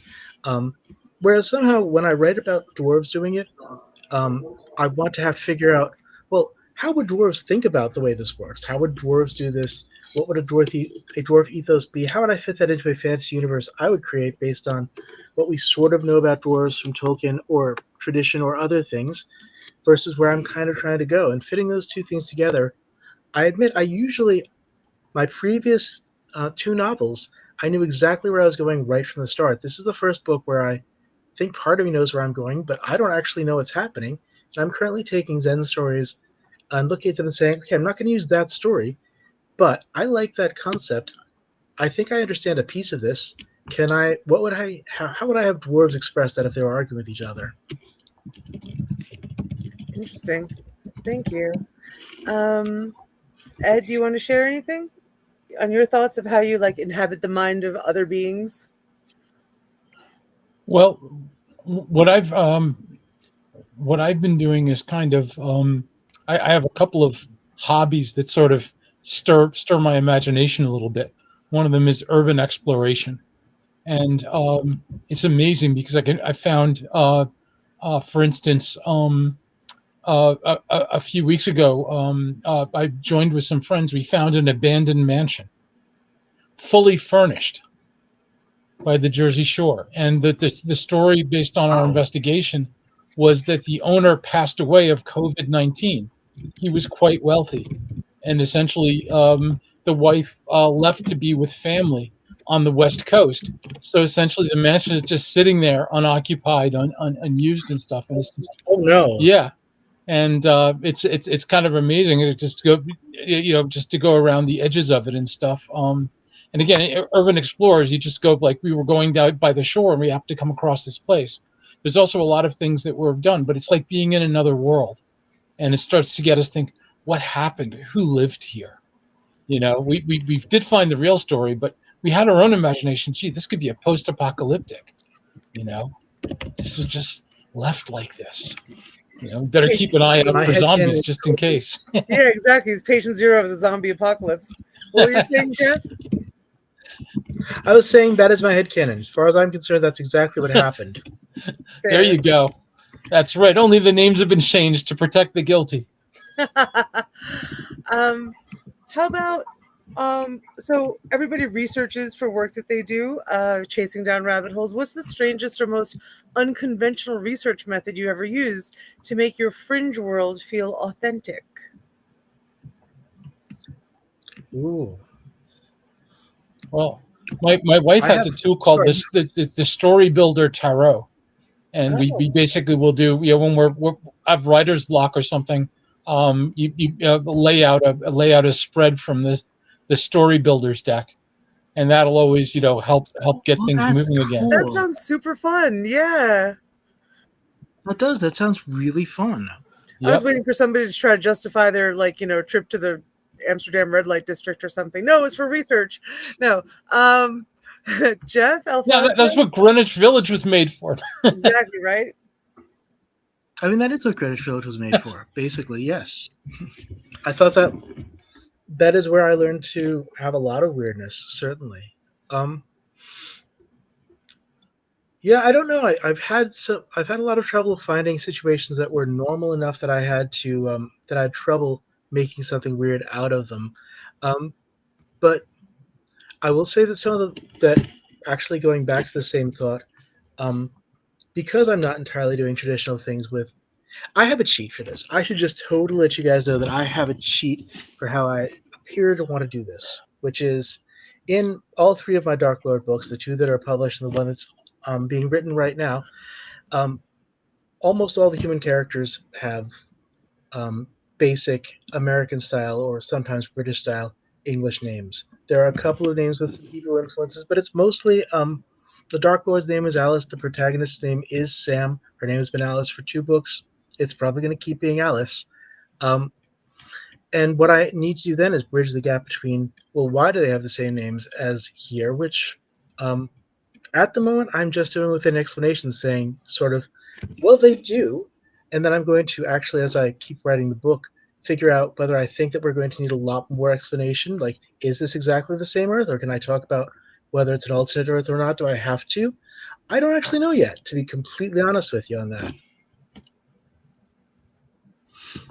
It just switched to center me the minute I, of I course, know. I was all late finished what on I was the going I to was say. late on the Center on trigger, me. and then yeah. Oh, you're beautiful. You're perfect on this. Here, Alphonse, you're now center stage. No pressure. Oh, I'm sorry. That's my fault. I muted Alfonso. Sorry. Oh no. There's a large church First of all, revival going on next door. I have a church that's next door to me, and they're getting louder and louder. So I'll make this brief because you can hear I'm like wrestling with them. No, it's good. You're drowning them out now. Go Okay, no on. problem. Yeah, your sound is great. Basically, you know, as I've said, my life is a fantasy. You know, they said Kramer Go ahead. on you know, my life is a fantasy football game.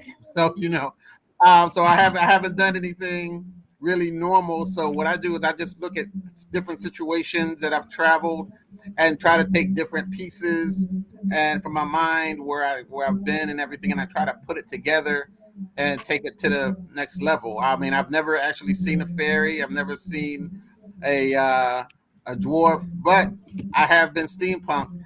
So I You yeah, sure yeah. are. So I know I some of the outfits I would like them to wear and some of the things I'd like them to tinker with. It's just a matter of now putting in some of those magical situations I've seen, like with the Hobbit and other magical shows and things. I have friends here who actually make little fairy houses. So I tend to look at those things and say, okay, if this was a situation, I wonder how they would act, how it would be. So once I put all that together, it basically starts coming alive itself. It's really amazing how you can make something out of nothing, or how you can bring an idea. Yes. To me, that's part of the magic itself. To bring something out of your mind and bring it to something that's really real in this world of reality, and then give it to other people, and you know, and just run with it. So yeah, so that's what I usually do. Nice. Mhm. Thank you. That's really cool. I love this next question because it's something that I think we all have to sort of be on the lookout for. In a world full of algorithms and trends, how do you protect truly odd ideas from getting sanitized? Hmm. That's a tough one. You know, one of my other interests is what's called hacker culture, computer hackers and stuff. And there's a convention called Hope, Hackers on Planet Earth. It's now annual. It happens in Queens, Queens, New York, at the St. John's University campus. But when they first moved to St. John's, they put out a notice to thousands of people on Gmail. Gmail saw the word hacker and edited all of those. So they freaked out because all of a sudden we got like almost no response. Oh my God, what's wrong? And they figured it out that Google had censored all of the emails that had the word hacker in it. So all of their invites, and they had to have a discussion with Google about that. Oh my gosh. So even Gmail can censor you. Oh, 100%. It's like the old joke they had on the Microsoft ad where it's like dissing Google, and they said they had the Google mailman, and it's like this little girl goes, "Google mailman, do you read my mail?" And I said, "No, little girl, I don't read your mail. I read everybody's mail." Oh gosh. Oh my God, that's crazy. It's true too. You know, Gmail limits you too. They limit you to 500 emails or less with every 24 hours. So you try to send a massive newsletter and it takes like 4 days to send it because you're limited of how many people you can send to as well. Just to I would reset use- the question, Go on. sorry, for Ryan, because he wasn't here. The question we're discussing is, in a world full of algorithms and trends, how do you protect truly odd ideas from getting sanitized? So sorry, Jeff, you were saying? No, I was just going to agree. I actually have a personal account that's been blocked by Google for Gmail for years, just because I think when I got canceled, it was reported as spam. It's one of those things where the unintentional consequence, the goal of preventing spam also makes things, for example, mess withable if you know what you're doing, which is just which is unfortunate, but it is what it is. Which is awful. Yes, it's That's what also it awful. is. It's also awful. It is also just plain awful. But yes, Well, But and I yeah, mean, go ahead, Ryan. everything's cracking down on that too. You know what I mean? It's not just, I mean, some of the emails I send to is not just Google. They're like corporate emails or they're Microsoft emails. And I mean, sometimes all that, if you've got certain character links or too many images or too many, words, it'll filter you out by there as well because it thinks you're spam. Yep. So I that's mean very true. that's you talk about how AI and the electronic world goes against you. There's a whole level of censorship that's becoming worse over time, I think. And do you find yourselves self-censoring for the algorithm, or like having to fight the impulse of like, I can't include this thing that I want to include because, the algorithm's not going to like it, or, it might get rejected based on that. And can you give us an example of a time that you've had to do something like that?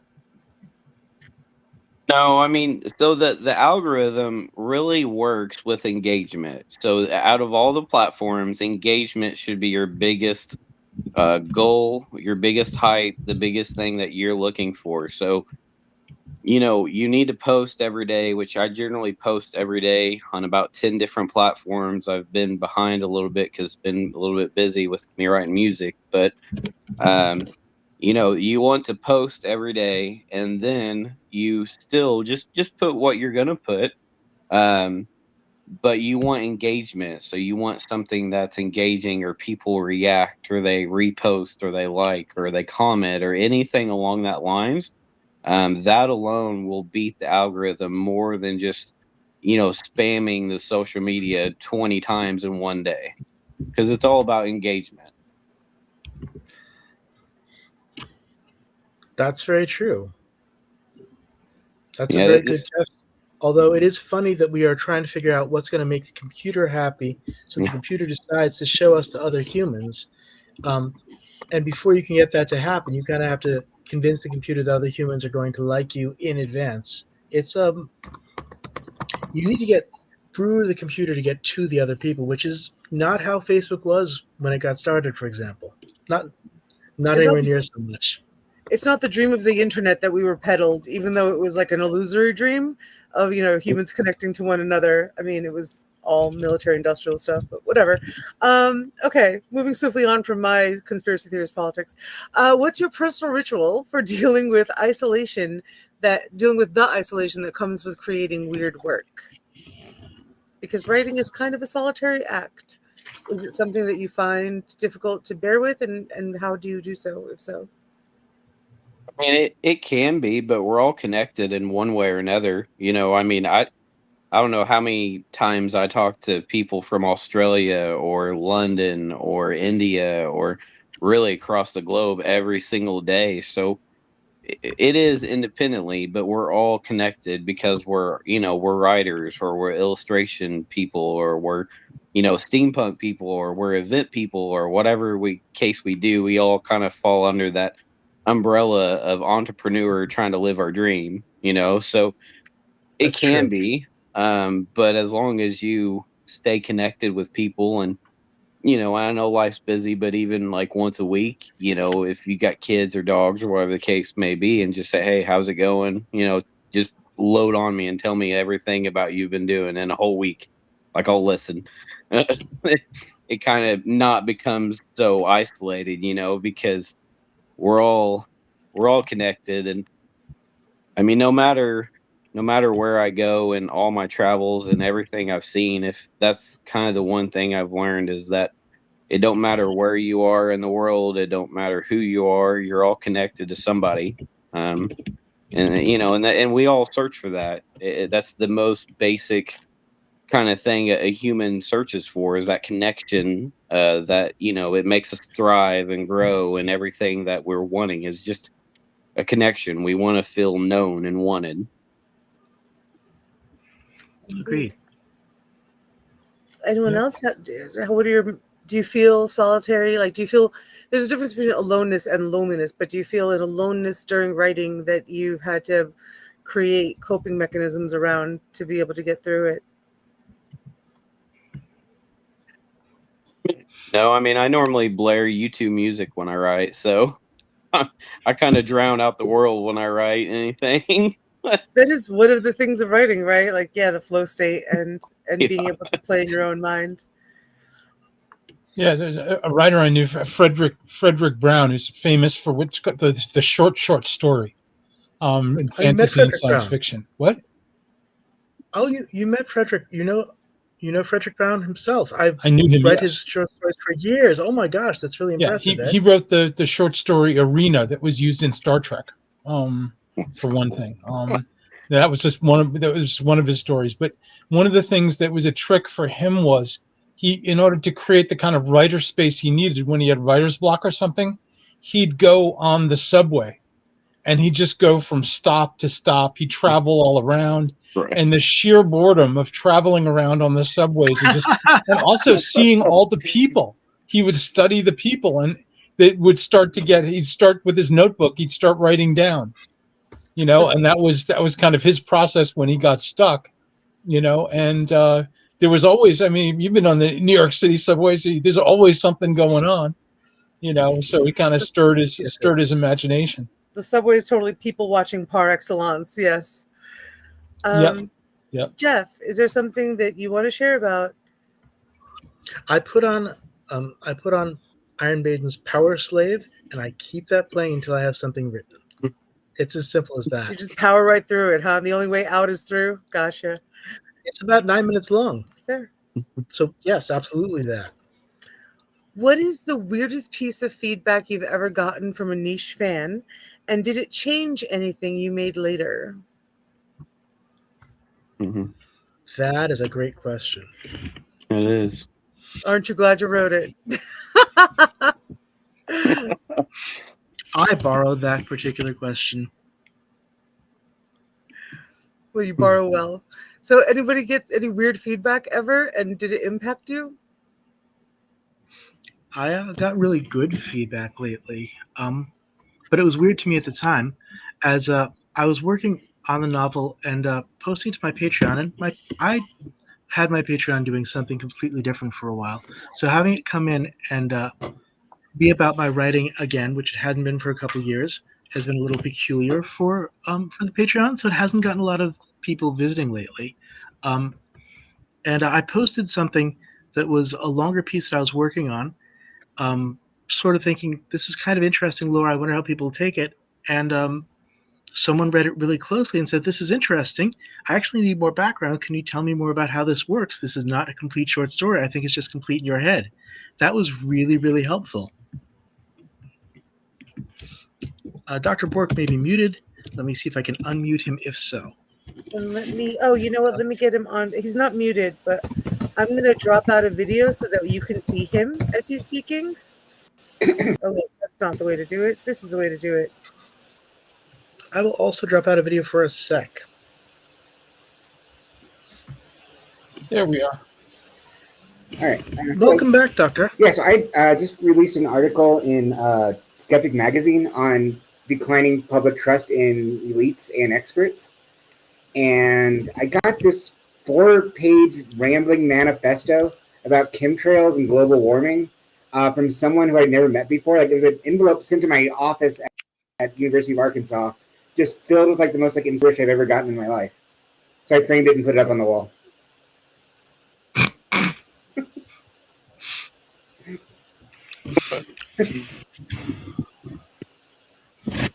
It did not help me at all. It was just very amusing. Was it just like one little note, or was it like crammed full, like a filled envelope? It was a filled envelope. It was 5 pages of just like rambling gibberish, chemistry and science by someone who probably doesn't understand it. Written like it's the weirdest like rambling schizophrenic thing I've ever gotten. But like it was mailed out with like in handwriting to me specifically and sent to my office in Arkansas. That sounds a little intimidating, honestly. Yeah, and like I think they liked me from the tone of it. you can't actually tell because like it was all over the place. I apparently attracted some sort of schizophrenic crazy person as a fan. He doesn't believe in global, or who thinks global hoax. They certainly liked you enough to spend all that intense energy Yeah, handwriting like, out someone the put effort screen. into So this. Like this is a sustained effort to be as weird as possible towards me. I'm like, my doing public. You know, congratulations to them. Yeah. um, so this is, I'm interested to know what you guys think about this one, because what is the biggest myth around creating for alternative or fringe audiences, and how do you prove it wrong in your own work? Well, academia. Hmm. So we actually just got a rejection letter for an article we've been working on, and they clearly didn't read the article before like sitting in the review. They're like, there was no section talked about this. I'm like, there's 4 pages about that. There's this part was missing. I'm like, no, it's right there on page 17. Like, so yeah, it's really weird, like getting reviewed in academia. People who intentionally just don't want to see what you're doing are fascinating, and it's interesting how they can influence the narrative. Like, someone can. You do have to actually buy a book for Amazon to really care significantly about your review. But if you buy a book, and you can buy some books fairly cheaply, you can leave a fairly wacky review that has nothing to do with the book, and it's Amazon is not necessarily sure to take it down, even if the review is for another book, for example. It's And if you get a bunch of negative reviews that say something happened in the book, Amazon is more likely to believe that that thing happened in the book. And Amazon itself doesn't actually go and read your book usually. You usually have to make some kind of appeal. It's a rather weird process, the whole thing. Yeah. Amazon's not. I mean, it's great for selling books, but they're not always like author friendly or review Yes. friendly. They, just I feel like sometimes they just go on a clicking spree, approve, and then you get some really wacky stuff. Like I had a review on my old edition of book one, and it had nothing to do. It was more like a Super Mario review, and somehow Amazon approved it. And I'm like, this is not my book. This has nothing to do with the story. And I try to appeal it, but Amazon's like, oh, it's verified. It's okay. And I'm like, did you read the review? Like, it has nothing to do with it. Out of curiosity, I'm wondering, what are some myths that authors hold, even if you yourself don't hold them? Some myths that authors believe around creating for like a fringe / alternative audience. I am not sure. I mean, I tend to just write what I write, and I'm good at fantasy. I'm really suck at anything else I write besides music. And if people like it, they like it. I mean, if they don't, then hey, that's okay. There's someone else down the line, Like, um, yeah, I don't know. I haven't met a lot of kind of wacky people, I guess you'd say. I I mean, I you met know a us. No, That's well, true. you're not really wacky to me. I mean, you have people. no idea, my friend. We just met tonight. Give me time. Like Give 10 you minutes. I'll be chance. quick. Okay. Well, I was supposed to go to New York to meet everybody, but that got kind of hosed too. So, I don't know. My 5-year-old and 6-year-old, they're 10 months apart. They're pretty wacky. They're a double trouble. So I don't know. I've raised boys, so I'm used to the wild and craziness of people. Well, I know if you're talking about bad reviews, my friend Charlie got an amazingly bad review. In fact, he loved it so much he had it framed and put it over his desk. And it was a novel, an ecological thriller he did. It was a novel. It's apocalyptic, and the man wrote, after reading that book, I've been unable to experience physical love with a woman. was basically the punchline on that one. And he thought, oh man, I really moved that person. Or, yeah, unmoved him. That is impressive. That's a great deal of impact. Maybe And not. Charlie's like, it's a bad review. And Charlie's like, no, I'm gonna frame that, and he did frame it. It's not a bad review. My book neuters people. Look at the power, the incredible power. That's Um, right. It's good marketing. right? Husband bothering you? Give him this book. Right. So let me see. I think. Does anyone else want to chime in with the myth question? Because if not, we're to the I think final question of this round, which is if you could give one piece of advice to a creator who's burned out on pushing boundaries, what would it be? I mean, just keep doing your thing, you gotta be you. You just keep being you and never give up. I guess that's the moral of it. Never stop. I couldn't tell you how many times people have said I couldn't do this or I couldn't do that or I wouldn't do that or whatever. And you just don't stop. I mean, you could ask my wife, my boys, we've traveled miles and hours on day with a 5, 6 year old that will not just get along and everything else. And when I pull up to the hotel that night, I'm still like posting my social media posts and checking emails and doing all that stuff, no matter what time or day it is. So you just got to be consistent, never give up. The work will pay off in the long term. It just may take a little bit to see the hard work pay off. You know what I mean? That is a great argument for tenacity, Ryan. Um, I, uh, I like this. Somebody once asked Stephen King, why do you write horror fiction? And he said, well, why do you write in the horror genre? And he said, what makes you think I have any choice? oh wow.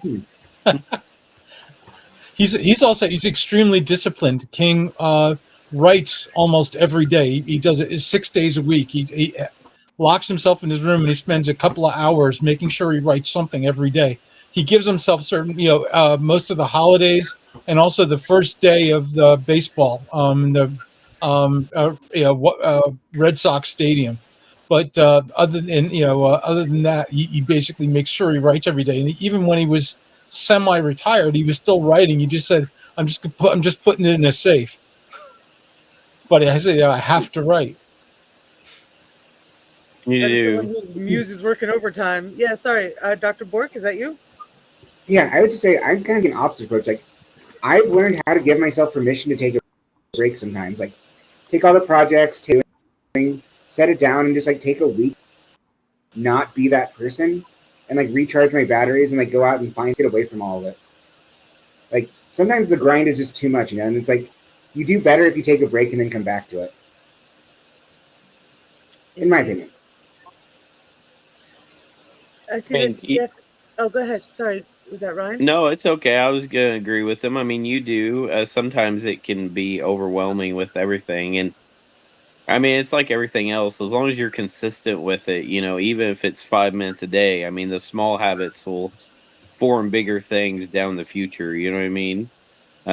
But sometimes people kind of get overwhelmed, or they need some time to creatively like think how the story will go, or what they're going to write next, or what they're going to do, or I mean, I can't imagine like traveling like every single day. I mean, eventually at some point you're just going to want to fall over and sleep for 5 days and get away from everybody. Yeah. Fair.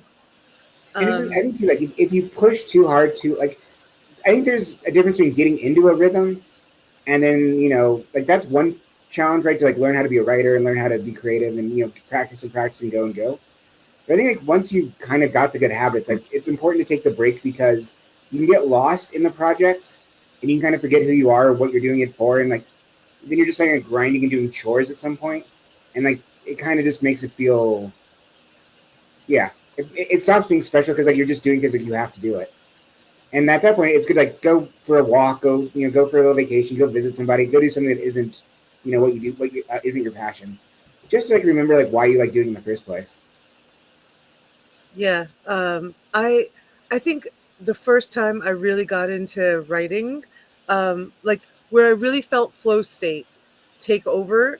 It was honestly really intimidating because I had this idea to write something. I sat down to write it, and it took me only about 3 or 4 hours. Like, it was a short piece, but in that time, whatever was compelling the writing to pour out of me was like not letting me get up and satisfy my hunger or go pee or anything. And it was like I felt trapped, like encaged, you know?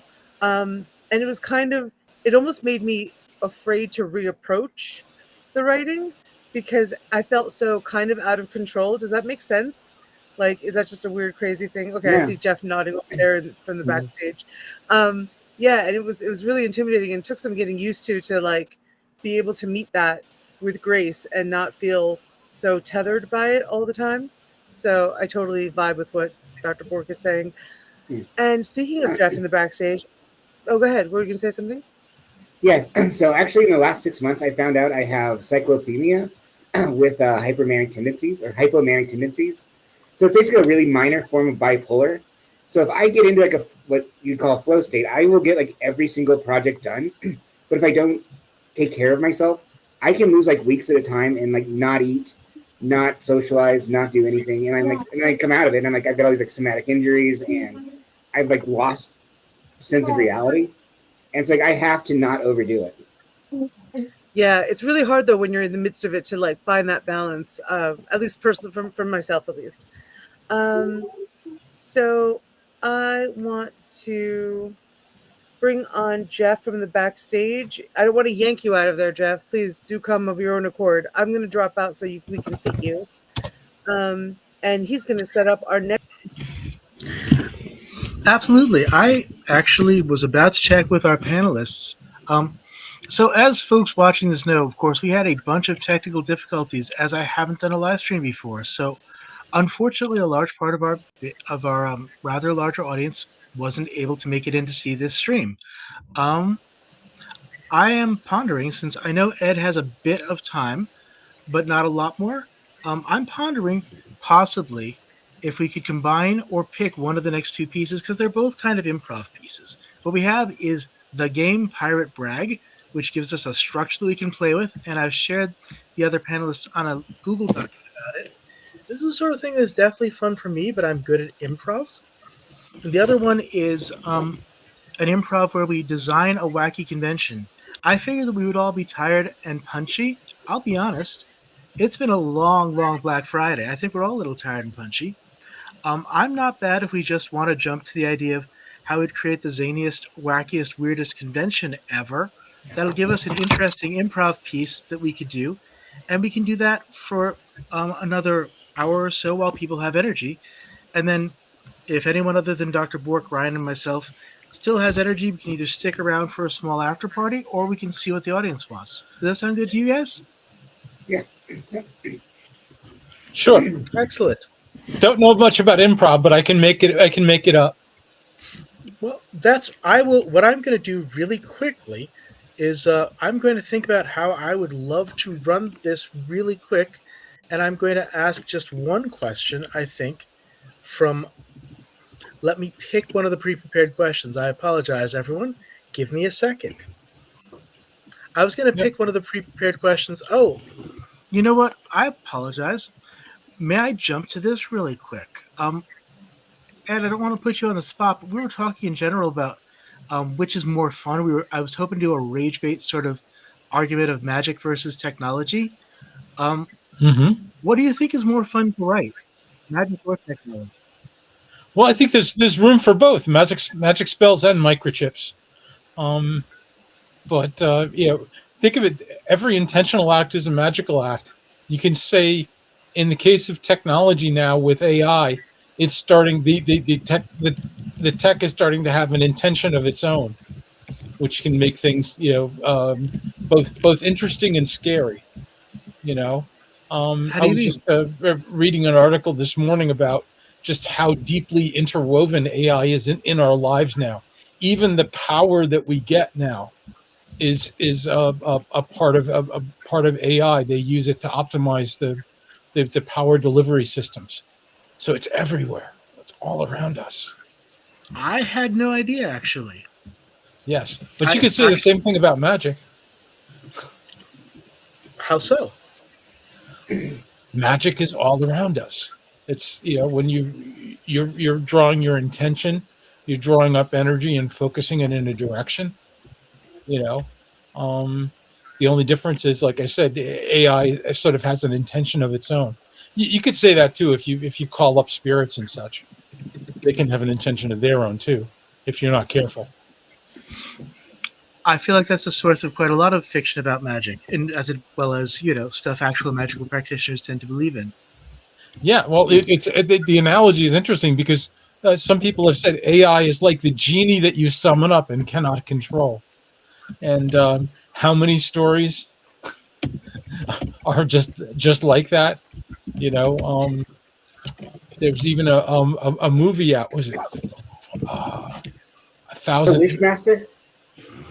No, I was thinking of a thousand years of anxiety, something like that. It was George Miller directed it. It was a movie, and it's a woman who is a folklorist who gets a lamp that has a genie, and she's immediately saying, every story involving genies has a bad end. He said, I just need 3 wishes from you. He said, you're not going to get one, which ends up becoming a battle of will between the folklorist and the genie. So I don't know where I picked this up. I think it's Christian, but it may not be. And I'm trying to figure out where I heard this.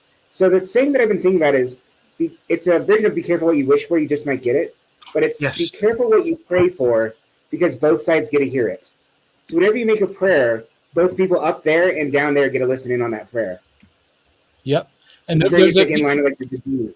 was a short-lived TV series called Miracles. It was a fantasy with Skeet Ulrich, and the basis for that was a book by an English theologian who said there are miracles on both sides.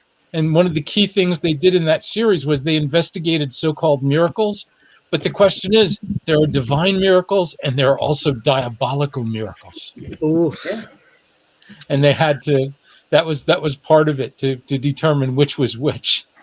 Yeah. I mean, true. I guess some things they say, well, it happened for a reason. Like, I believe everything happens for a reason. So sometimes the bad things that happen are actually like that diabolical miracle, because then it turns into something good or something that you didn't, you would never think it'd be like positive, I guess, or divine. Yeah. So, I mean, very well true. Yep. One of the episodes on that series, they had developed a medication which people who have locked-in syndrome, therefore they cannot move their body even though their minds are active. Oh God! They developed a medication which can allow them to move, but it puts them in sort of a hypnotic state, a very receptive state, and the people investigating realized very quickly that they're creating a perfect vessel for demonic possession. This is not the John Scalzi series, is it? Yeah, they're unlocked, and they now have a demon riding in them. Oh God! I did not know that it was going to go there. That's frightening. Yeah. Sorry, story ideas, and good and bad. One of my favorite stories that's been done times is Forbidden Planet, which is also Michael Crichton's Sphere, which is also an episode of King Planet, which is the idea of a wish-granting machine. And basically, the problem is, the things you subconsciously are in the back of your head are things that are really, really, really, really bad for everybody else, including, and then ultimately yourself. It's the idea of I want monsters from the id. Yeah. I think Forbidden Planet's my favorite version of that, although Sphere is also pretty good. Yeah. It's I thought Sphere actually thought of it earlier.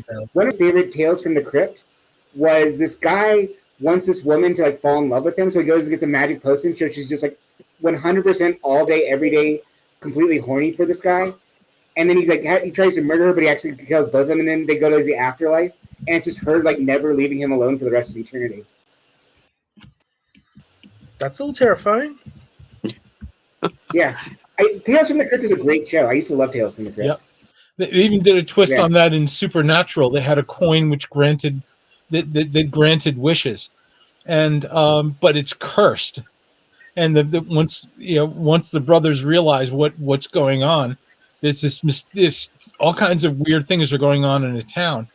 And one of them they found is that the guy who first dropped the coin made a wish for this girl to fall in love with him, but it's driving him crazy because she's completely obsessed with making him happy.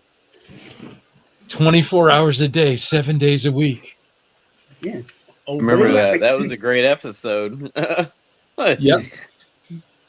Yeah, and a little girl who Wasn't brought it her like- bear back to life, or say brought her teddy bear to life. Remember that? Wow. I do. That was one of the stories in that episode. The teddy bear is trying to off himself. Why? Why?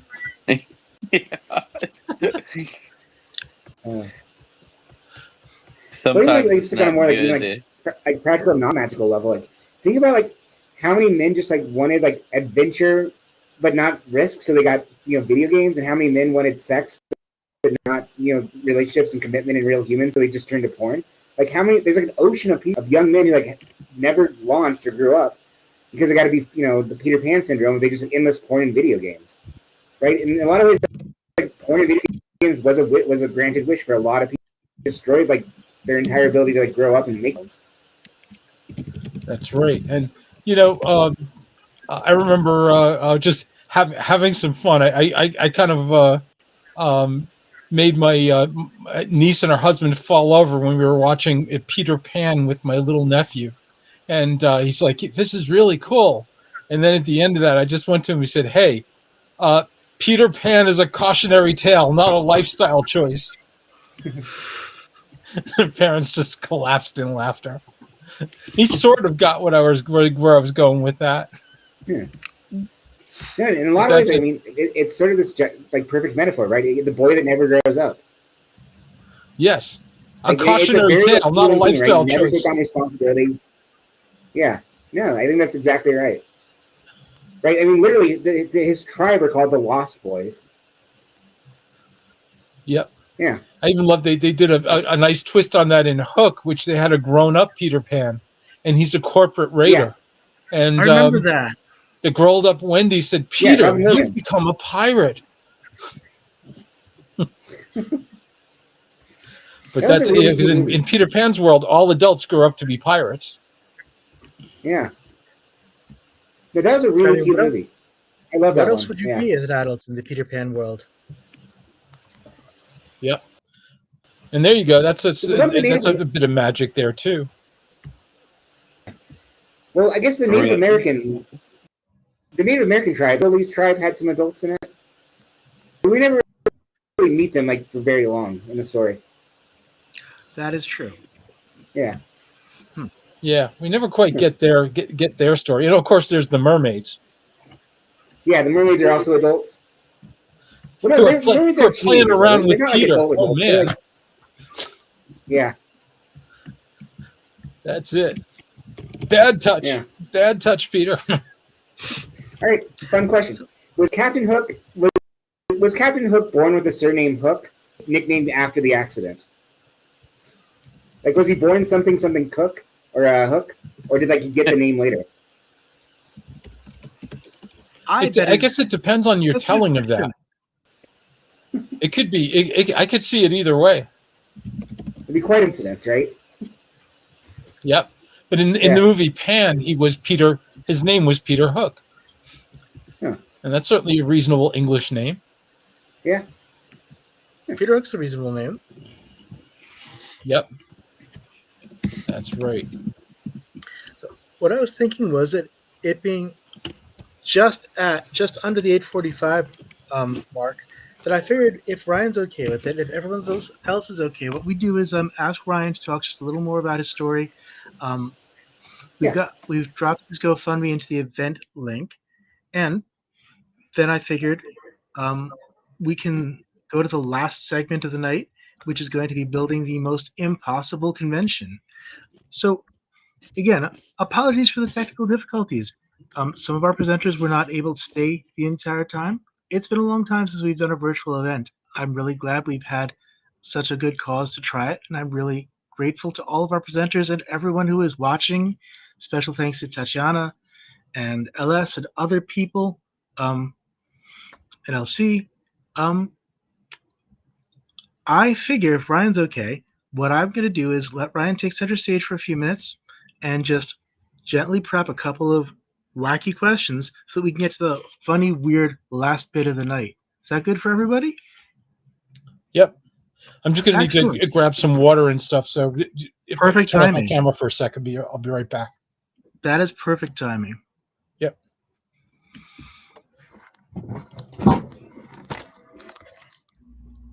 Oh, first, guys, I just really everyone that can hear this, everyone that has presented and talked and helped make this event great. Jeff, a lot of new people I've met here, a lot of great people, and all the listeners out there, the people that joined, commented, shared, everything like that. I just want to say thank you. I do remember the people that have helped me, and I do try to support local communities. I do try to support local people, and I do believe in the power of each of us helping each other and trying to make a difference and make a better world. One thing that I forgot to mention earlier, which is cool. I've been on London's international radio. I met a host there when I was at UK, and so she invited me to come on the air, and then I'll be on the air again. Um, I do. I've met a producer. He's an indie producer, and well, producer and kind of playwriter, but he is in the works of creating like a YouTube series or short series of my book. He really enjoyed the books I gave him, and he wanted to dive into fantasy. I do have some more things coming down the line, including a sixth grader that is going to get paid to do the prequels and a journal, Daniel's journal. So Daniel's one of the main character of my series, just really to help her creativity and help her kind of get the foundation that she needed, because I didn't really get that as a kid. So, I had an eighth grade teacher. I told everyone I was going to be a writer. That's what I was going to do all in high school. Of course, when you do that in high school, you probably get made fun of the most because that's just not a cool thing in the middle of the country where everyone is farmers and big trucks. So it's not really a good thing to do. But hey, I did it and I was proud of it. I do love writing. I love seeing, the smile on people's faces. I love making a difference. If you love dragons, my map's originally created. If you love elves, magic, I made my own magic system. I made my own like English system, but I forget what it's called, but it's its own language system in the books.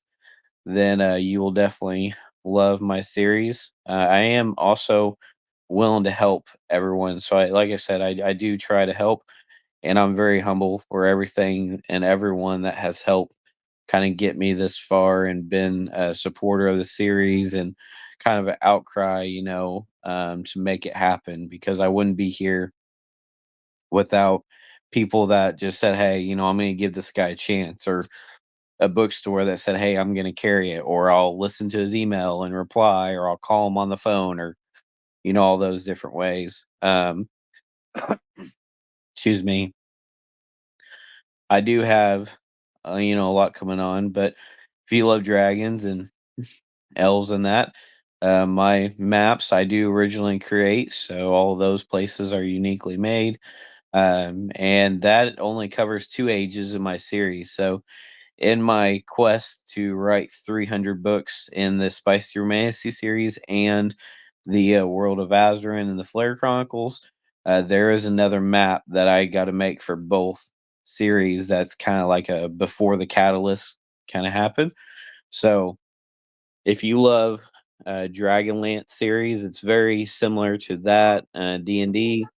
Um, and I've been compared to Brandon Sanderson and a lot of different writers, Token, that kind of thing here lately. So, I'm gonna keep on going, and I've never been a quitter. So I'm not gonna stop until the whole world knows my name. Hopefully, with a bunch of other people that I can help support and give shout outs and really help pave the way for all of us writers because we're all in it together. So, um, I believe my email is on there. If not, it's ryannull921 at gmail.com. You can text me, you can email me on all social media. Anytime anyone needs help, I'm always willing to help. So, I'm there. So, yeah, I'm not sure what everyone else wants to help or wants to know. Hold on, my boys. Have your brother help you, okay? Oh, yeah, we'll have him help. But yeah, all right, guys, having boys. So, yep, my wife works every weekend, and yeah, I'm here with 5 and 6-year-old and the dogs, and my 15-year-old's always working. So, we're trying to make it. We're trying to make things happening. But thank you guys for hold on. Thank you guys for everything. Oh, do. So I'm not sure what everyone's doing tonight. Um, and the other thing I'm kind of curious about, really, from that I want to see from people is, I don't know, Bubba, is what, where is people wanting to see me at, and what are they wanting to see next? I guess that's really my question to the readers out there and the people listening. Um, where is some areas people want to see me? What they want to see right next? I know a lot of people want the Spicy Romancy series to come out. They want to see the novellas, but yeah, I'd love to see where people want to see me at and that kind of thing. But definitely thank you guys for this, and thank you for everyone that's made it possible.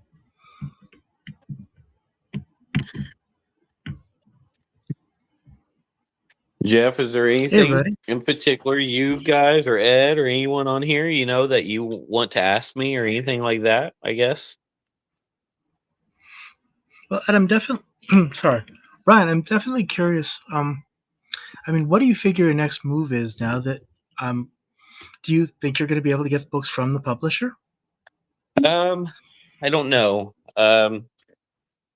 I do have a plan, and I do have people in my corner. Obviously, this event, it went well and things like that.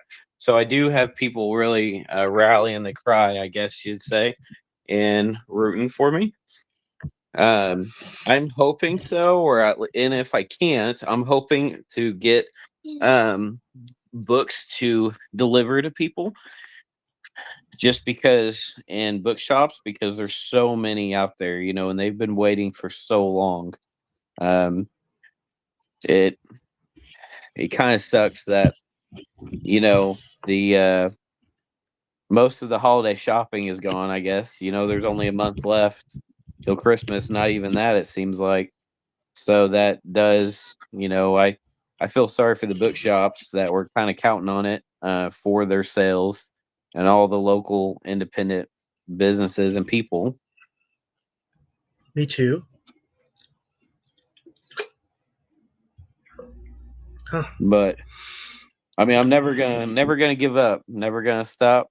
So my dad always told me that if you do something, make sure and do it right, or don't do it at all. And anything that is hard, or anything worth doing, is you're gonna climb a mountain to do it. So I'm gonna climb my mountain and keep on going, some way, some form, fashion. Uh, I, I 100% agree with that. I know that feeling. Boy, do I know that feeling, man. And I appreciate it. I appreciate you, and I appreciate the chance to work with you. Thank you. My hope my hope is long term that I can, have my own publishing company where I can help people, especially indie authors that, because there's just so much out there in the realm of the internet that, it's hard being first time or still learning, who do you go and what do you do and what do you look at? Even me, I'm still learning, but I remember being first published last year, and it was like, wow. The bookish community and book world's like massive, more massive than the video games I played or anything like that. It It is huge. It's a giant world. is. So I've always wanted to own my own bookshop too, and I want it'd be cool to have a physical one. But as much as we travel and I'm already setting up events like Smut Lovers. I got invited to next year in Orlando, Florida.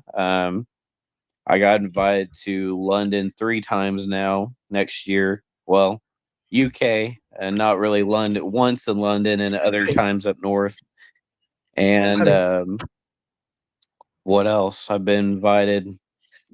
Wow, to Florida a lot, to Tennessee, to Texas, Ohio, Michigan, Iowa, yeah, Georgia, the Carolinas. So a mobile bookstore might be good enough. Might be the better route to go in that long terms. And my 5 and 6 year old they always love to tell everyone I'm an author and Daddy writes dragon books. So they love helping and cleaning and doing anything and messing with our chickens and that. So I'm sure they'd be good help.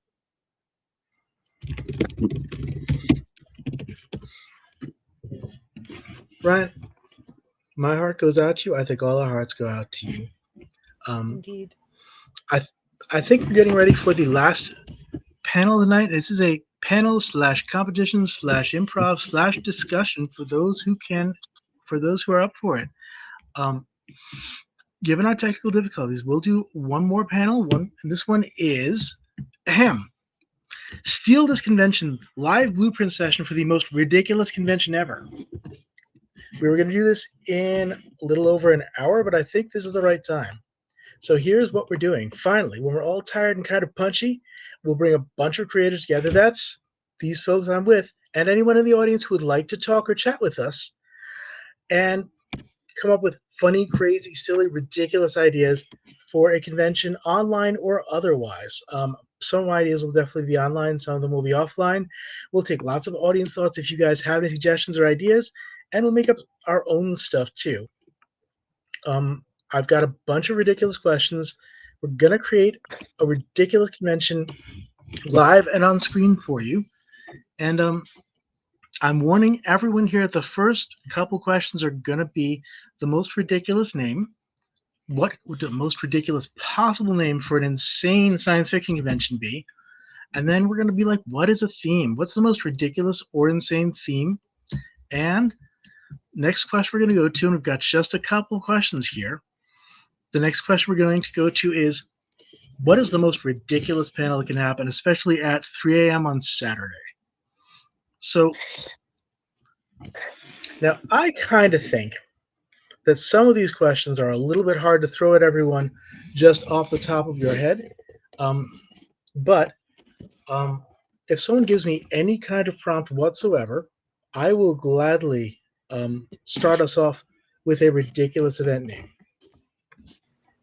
So Well, I'm terrible at naming things, but go on, Ryan. Sorry if you have an no, idea. no, go ahead. I had a quick question about the 3 a.m. It reminds me of like a bad hangover and a beer tong. So, Yes, I mean, yeah, 3 a.m. on Saturday normally is, or I assume what they mean. I suspect what they mean is technically 3 a.m. Sunday. 3 a.m. on the day that had been Saturday is usually a pretty crazy day at any convention, festival, or event. Yes. yeah, I'm German, so Germans drink a lot. And you say 3 a.m. and it's the bar time or something along social hour, basically. I was just going to ask if I could be in charge, whatever the name of the convention is, if I could be in charge of the glowy naked pool party of awesome again, because that was fantastic. Yes, you could be part of the glowy naked pool party of awesome. Thanks. I guess if you have something from an actual event that sounds like it's from a ridiculous event, that would also do. I could use a prompt of any kind whatsoever. Wait a second, I can steal a prompt from Pirate Brag. Um, let's see. I'm gonna steal one. Dread Cthulhu arisen from the sea. Well, that's better than alternative universe where rum never existed. By far. All right. So this is my idea. I would love a science fiction convention that's not named after Cthulhu. It's not CthulhuCon or LovecraftCon. Those exist. There are some fine Lovecraft conventions out there, by the way. You should look them up. But just happening while Cthulhu has arisen but hasn't yet had time to devour all of us. So we're putting together a convention, let's say a last-minute online convention, and I guess I would call it something like Science Fiction and Fantasy for the Pre-Devoured, I think would be the name I would give it. Yeah. Well, I agree with you, young fella. That's adorable, Ed. That's really adorable. Has anyone else got a ridiculous name or concept they'd like for a science fiction event?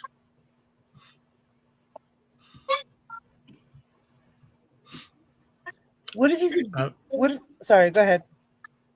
No, please. You were going to say. So not the name, but like conceptually, what if you had? I mean, this would probably be more an event within a convention, not the entire convention itself. It could be something like the convention itself could be something about like the multiverse or whatever. But what if you, for a spell, dressed up as an alternate you somewhere in the multiverse? Oh, I think he's typing. Does he like that one? Okay. Wait, I think Ed might have been accidentally muted there. Yep. Ed, I'm sorry. Were you talking, love? Go in there. Hello. Can you hear me? Yes. Okay, good. Nope. Were you saying something? Did I speak over you? No. What? Well, it's I'm going to say. You know what? I'm gonna say Necrocon. Kids first. That might be a great No, question. Necrofana. Instead of like the adults answering this question about like a wacky sci-fi names, let's ask the kiddos. Yeah. Yeah, they have That's no a great inhibition about idea. saying Please just like, sit great. down. We're almost done. Okay, Ryan, your kids are now Yeah. kids are now center stage at this mini convention because kids Childlike come up wonder with and great and honesty. My kids, oh no, that would be pure Yeah. chaos. That's what we want. I say go for it. Let them name the Pure Yeah. Chaos Con. There you go. Yeah. Pure Chaos Con. That is a great. Wait a minute. That's a great name for a convention, though. Pure Chaos Con. Well, Yeah. It, So we're already off to a good start. yeah, it would be. So generally, if like I'll have friends that I know this is off topic, but generally if what I call them is double trouble or they're birth control, because if I know friends that, their old ladies are talking about having kids, I'm like, hey, I got free babysitters right here. I got 2 kids. They will make her change her mind very quickly because my youngest boy is like age-old sailor, very bad potty mouth, and just does whatever comes to impulsive to his mind, and then my middle boy tends to egg it on. Like them already. Yeah, he's telling me no right now, but he really does. You should see him in Driving Nine Out. Exactly. I'm I've proven my genuinely point. curious though what their ideas would be for like the name of a sci-fi convention. Yeah. So they want to know the name of your sci-fi convention. What would the name of a convention, like an event, You know what's the name? No, You do. it's not my name. No, like a big event where everyone went to. What's the name of a big fun sci-fi party? Oh, You don't know? no. My The big middle science boy fiction- says he don't know, but let me ask my youngest one. He's probably going to tell you 6'7" because that's the new trend. even though it means nothing absolutely at all. Yeah. Oh man, I'm glad they didn't see that. They would. It's South Yeah. Park. There you go. Hey, I got. They want to ask you a question. Well, I read this because So yeah. a big event. In their People defense, went when I to was their What? age, I was fancy doing the dragon. DX What crotch would you chop, but call it? They want to know. everybody and telling like all the adults just suck it. I think I can really complain about Hold on. this. Stop. All right. Do that again. Do that again. There you go. That was exactly the response that I got. I can see it. It's What do kind you of fun. do? Like I'm not gonna lie, it's stupid, but it's kind of fun. Like if I was young, I would totally get into it. For sure. It Seem is to be better than I everywhere. am. Yeah, and it'll I'm be gonna there for like a let you- month, and then we'll all get bored of it, and then the adults will do it, and then it won't be cool anymore, and then it'll fade away, like the Macarena and the trillion other things we've already done. Yeah, well, I mean, once you get to a certain age, Yeah. everyone, the kids think you're old and lame anyways. I mean, that's what my 15-year-old says about me and my wife. We're old and lame because he's 15 and thinks he knows everything. So, As did I when I was his age. oh, Yeah. I We all did thought the too. I old was people pretty were lame when wild. we were their age. Yeah, I remember. Yeah, young me knew everything. I had all the answers. I had it all figured out. Everyone else was an idiot. And You were then the cutting edge of cool. Yeah. and then that didn't last. Yeah. So they didn't give me any fancy answers, but they said 6'7". So I mean, I'll take you could. 6'7". I will totally take 6'7". I'm going to say for the next question, actually, I'm going to do just a couple more questions while we got a little more time left. And go with, you know what? Perhaps we'll go with stuff that you've actually seen. So I'm looking for this. Who would be your favorite guest of honor who is either dead, fictional, non-human, or some combination thereof? Mine right off the top would be Asrak the Lich from Tomb of Horrors, Dungeons and Dragons, 1977. That would definitely be my personal ideal convention guest for just about any convention. If you could have any convention guest, someone you admire, but someone who's a little bit offbeat, maybe anyone, who would it be? Living, mean- dead. As a Christian, I will say Jesus. I think it'd be interesting to talk to Jesus. It would be. He's a cop out, but I'm going to go with it. My There you oldest go. son would agree. And I have questions, right? There's some shit I want to know about how the world works. Yep. That's kind of like there was a graphic novel, GodCon, in which they summoned up and they had a convention with Jesus, Muhammad, and Buddha at the convention, Oh yeah, and a couple of gate crashers. and the devil too, right? Like, I would be fascinated to meet the Yes. actual devil like at a convention. You know, like I have questions for that guy too. That's right. Yes. So the devil Well, I mean- crashes. Yes. Yeah, I mean, if you've met me, at least you've got some people who believe that you already have. So, points to you already on that. There you yeah. go. But that's one name for a con, GodCon. There you go. I don't know. Yeah. though. There was Yeah. actually also an episode of Supernatural where like all the gods and goddesses of like all the various religions are at like a hotel having a convention, right? I don't Yeah. think I Yes. imagine that. Organized by It's Loki. Organized by Loki, as a matter of fact. Yes, by a trickster. I won't give any spoilers, even though it's rather old and supernatural. But yes, I was actually also thinking of that supernatural episode. Although Yeah, I I'm remember also the- now thinking I'm thinking that supernatural episode where the boys showed up to a supernatural convention where supernatural was not real, and were trying to convince people they were actually Sam and Dean. That was a pretty And it just ridiculous. said, you guys are really committed cosplayers. That's what everyone said. You guys are really committed cosplayers. That's right. I think I for remember me, the- it would be Yeah, there was a scene with Ganesha, I remember. That was interesting. That's the one that stands out. The Hindu elephant god.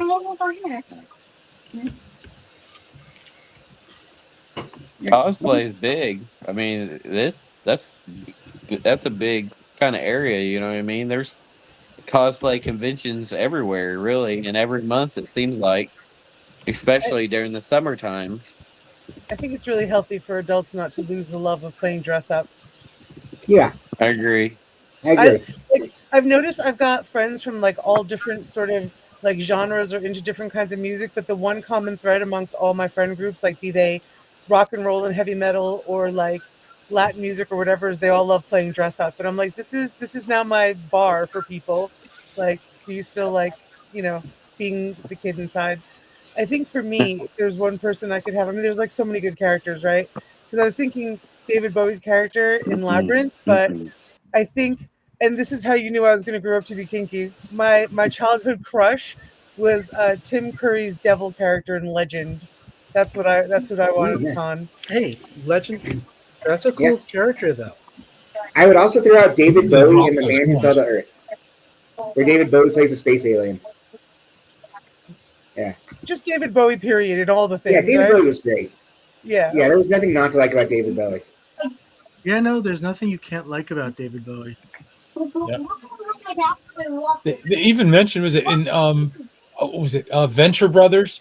They have this evil organization. They get to the core of the evil organization, and the secret master of the universe is David Bowie. And he I'd just accept says, that. "Look, my Yeah. agent said this was a really good investment." I would totally accept that. I would just Yeah. totally accept that. Yes, but that's it. Investing in an organization of evil villains was of evil masterminds. So his agent said it was a really good investment. We're on our last three questions. The next one's going to be just most bizarre convention rules. Most bizarre convention rules you could think of, or most bizarre convention rules you've actually had to live with. I will say one of the more bizarre convention rules that I've ever had to impose on anyone was no stealing ball pit balls. Not something I thought I'd be doing with my adult life, but that's an important rule. Was an important rule in my past life. I think it would be fabulous to have a tea where you're not allowed to. You can feed anyone but yourself. Oh, that'd be fun. That is fun. That sounds like a neat idea. I've been to a dinner like that, and it was so unusual and convivial and warm, and yeah, it was fantastic. And I would love more feeding other people and being fed. That just seems like so British too. It's like, here, let me feed you. Oh, you can't be trusted with feeding yourself. Let me do it. Yeah. Yes. Tea's a big serious thing in UK and Well, Britain. It's it's a Oh, yeah. whole ritual over there. You know No what might be a sugar in fun your rule? tea. You know, like the door What? where like there's two people in the door and one person always tells the truth and the other person always lies. Right? Yeah. It's in Yeah. Labyrinth. That would be a fun Yes. rule. Like split the convention up and secretly like, give everybody a note, and they either have to always tell the truth or they have to always lie. Ooh, Oh, that's I a like cool that. concept. That'd be fucking yeah. Yeah.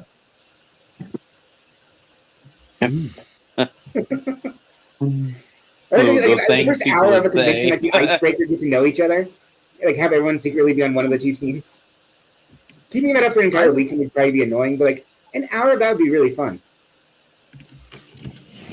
Well, it's That kind kind of of reminds me of some live action role playing events I've done. I've been the storyteller for a couple of LARP events for the White Wolf World of Darkness, and the trick is you're doling out little roles to everyone, and everybody has a little secret, as you're going through. So people have to talk to people to be able to piece together what's really going on, And then I just had my own like non-player characters to stir the pot and just Nice. watch how things evolve.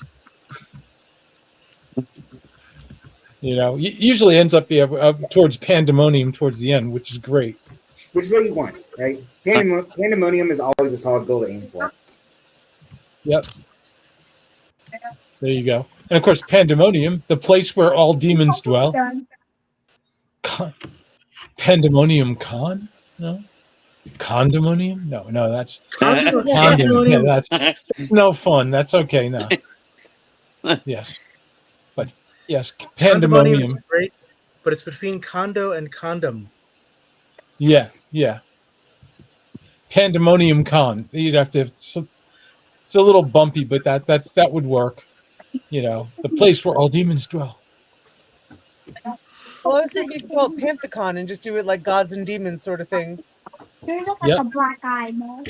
Well, there is a con that I occasionally go to called Panthea, which was Oh, I've heard of sort of a pagan PantheaCon. invention. What? And Jeff was saying another he's fun name was Ecumenicon, which is also like ecumenical religious con. I like it. There you go. How about That's what are some of the most weird or unusual cosplay costumes that you guys have ever seen? I will start right off by saying that I've seen people who are normal sized using not terribly complicated technical stuff to cosplay giant robots, which was very, very impressive. Um, the first time I saw Godzilla costumes in person, it turns out you can just buy them, so it wasn't as weird as I thought, but it was people who were dressed completely normally, vanished for a little while, got into Godzilla costumes, then ran through the event, ran back to the hotel room, and came back and took off the Godzilla costumes. Yeah, so cons I've only been to one really con. So I've been to several like just like bookish festivals, but a con I've only been to GeekCon in Evansville, and then I actually was a presenter and spoke at GeekCon, and I didn't see anything unusual, but you could pretty well find any nerdy little thing you wanted at that con. um I'm hoping to go to more next year if things work out. But uh, cons is a big thing. Like people are really, in Ohio they have their own little like castle town of Renaissance and cosplay, and it's a thing. You know what I mean? Absolutely. I I'm mean, curious, Jeff, when you were talking about the person who did the robot dress up, were you talking about Secretary W. Ruff? The um, the guy you that know, dresses up in like the amazing he's got these like ginormous conical breasts and these like homemade weapons and he's absolutely a force of nature and I love him. And that was yes, I my actually was speaking. That is the name of the person I was thinking of. Thank you for remembering that. I appreciate that a lot. I adore him. Yeah, he's really, really creative. He just comes up with the most wild like he doesn't cosplay existing characters. He just art directs these amazing outfits for himself and just slays every time. That's cool. So is that how it? I mean, I know cosplay is kind of like that, but is that pretty well how it is at like those cons? Like people just kind of make their own costumes and Yeah, I things think like there's some that. people who are very character driven. Like I was never character driven. I just like dressing up, and I think a lot of people are the same, just sort of putting together what you want in the aesthetic that you want. So Mhm. I'm a cyberpunk fan, Yeah. um, and yeah, so like I've actually made friends with people just based on the fact that our cyber goth outfits have the same color scheme. So because I'm a lime green and black person, and you know Jose Puertas, right, Jeff? I do. Yeah, so Jose and I totally became friends because we matched too well to not be at each other's side all night. Okay, that's kind of adorable. I'm not going to lie. I'm going to transition towards a combination of the last question here and a good transitional question for heading out of this particular discussion and giving people a chance to get some rest after their long Black Friday. And that's going to be this. So, from this imaginary convention or just the convention we're at, or indeed any convention that gave you some sort of life lesson, good or bad, what life lesson would you take away? Um, I have, I can give you a couple of life lessons that I've taken away from events in general. One life lesson I took away from events is people absolutely can have too much fun. They can have a level of fun where they are just so exhausted that you can't program more fun for Sunday. And while you're supposed to do fun things, you do things you're absolutely sure are fun. You also do it with the knowledge that people probably will be tired and running on um, emotional fumes at that point. Um, that was a weird life lesson. You figure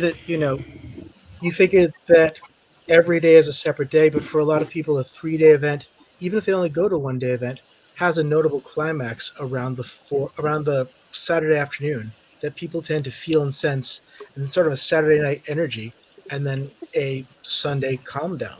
That was one life lesson that I had not expected to learn before I was in events.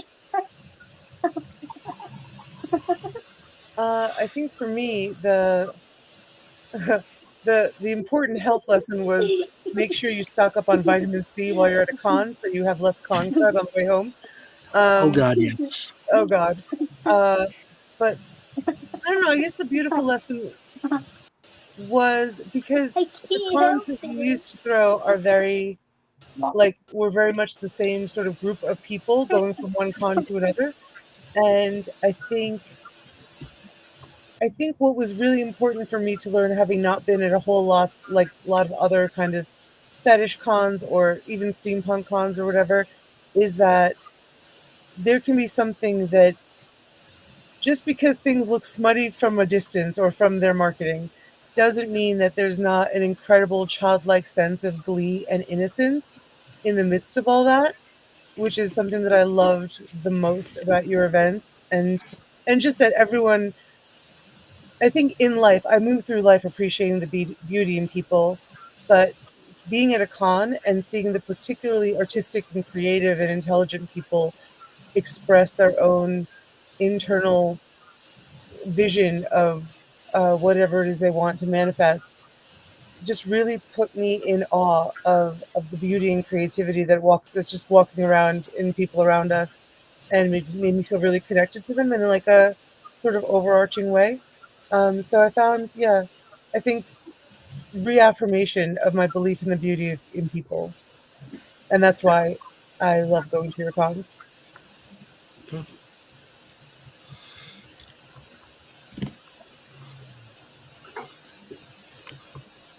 Has anyone else been taught any particular? Oh, I mean, I just read one of Dr. Bork's articles about a burn he went to, but I don't know if he actually wants to talk about that. But it was a pretty. Sure.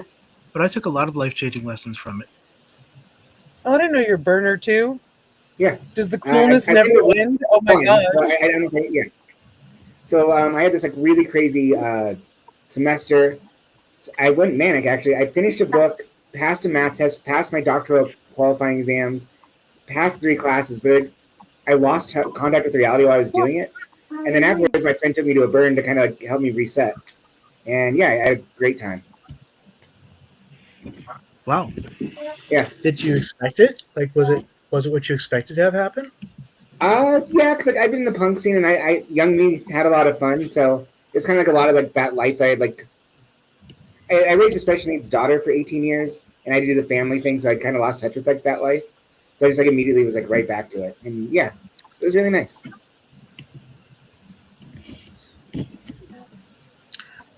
I think, you know, um, cliched as it is, I think I took a sense of community out of the event world.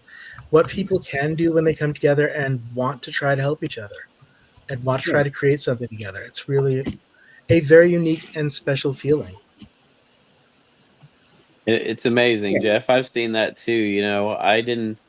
Well, this year we went kind of a little bit of everywhere. At least beginning of the year till August, and then we did was able to go to Texas. But that's one thing that I always loved about going to events because people seem to kind of come together. I mean, I went to a place event, and I was kind of one of the only guys there selling my stuff, and I realized it's mostly going to be women, which is okay, because they all kind of had that community sense of come together. You know what I mean? And I was like one of the only ones that sold epic fantasy. Everyone was like spicy, romancy, smut, and I'm like, okay, this is different, Well, but it still kind of brought like everyone was friendly and they tried to help each other and had a great conversation. I met a lot of nice people, and it was just the community part is really amazing. I think on that community note, I think what I'll do is I'll ask if any of our presenters want to talk a little about their work or anything that people ought to look up to find them before we go. And I guess we'll let Ryan go last and just mention his GoFundMe. My name is Jeff Mack, MACH. You can find me at Jeff Mack Writes or on Patreon. or most likely you can find me through the Steampunk World's Fair or Twitter. Ed, would you like to talk a little bit about yourself? I'm not promoting anything for myself. My wife I'm is sorry, Ed. fantasy writer DL Carter, and she writes mostly paranormal romance. Ooh, that sounds fun. Yep. Where could we find her work? On Amazon, if you search D.L.Carter.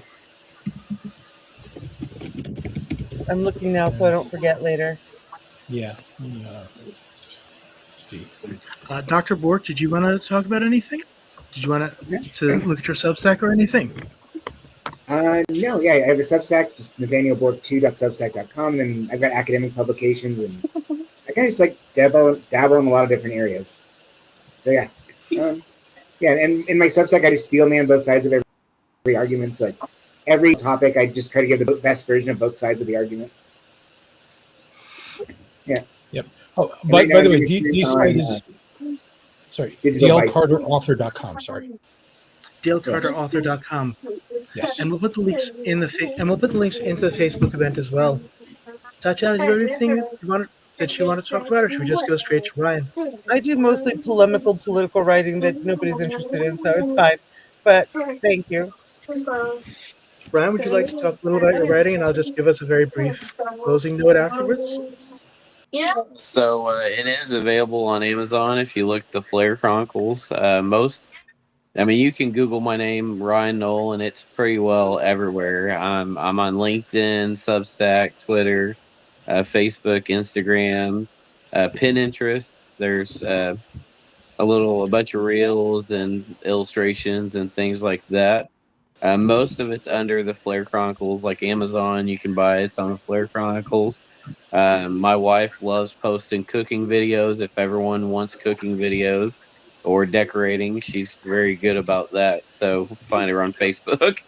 Um, and before I go and everyone goes, though, I just really from the bottom of my heart, I just want to say thank you guys to everyone again that kind of has made this happen. That was able to show up and have a goofy, lovable night. I love the conversation. I love meeting people. The readers for listening and joining. And sorry for the technical difficulties and my wacky 5 and 6 year olds for being a bit crazy at night and the boys. But thank you guys. And also, as soon as my website will finally get back up, I don't know when, but as soon as it gets back up, it's going to be authorryannoll.com. But if you look at Ryan Knoll or the Flare Chronicles, you can find me. Now, in Instagram, it is Ryan John Knoll. So I'm holding a book like a little nerd. I kind of look like a nerd in my shorts and everything by the back porch. But I do try to help. There is hopefully a lot of stuff coming up next year, and I do support local communities and creators and authors and things like that. So thank you guys. Thank you, Ryan. I'd like to thank everyone for coming out tonight. My God, it's been amazing to have this night with you all. Thank you all for donating your time and your energy. Thank you for everyone who has watched. Thank you for everyone who has checked out the GoFundMe. You're all absolutely amazing, and I've had a wonderful night. Thank you guys all so much. I'm going to see if I can figure out how to hit the end stream button. One moment, please. Good Been night, lovely everybody. meeting you all.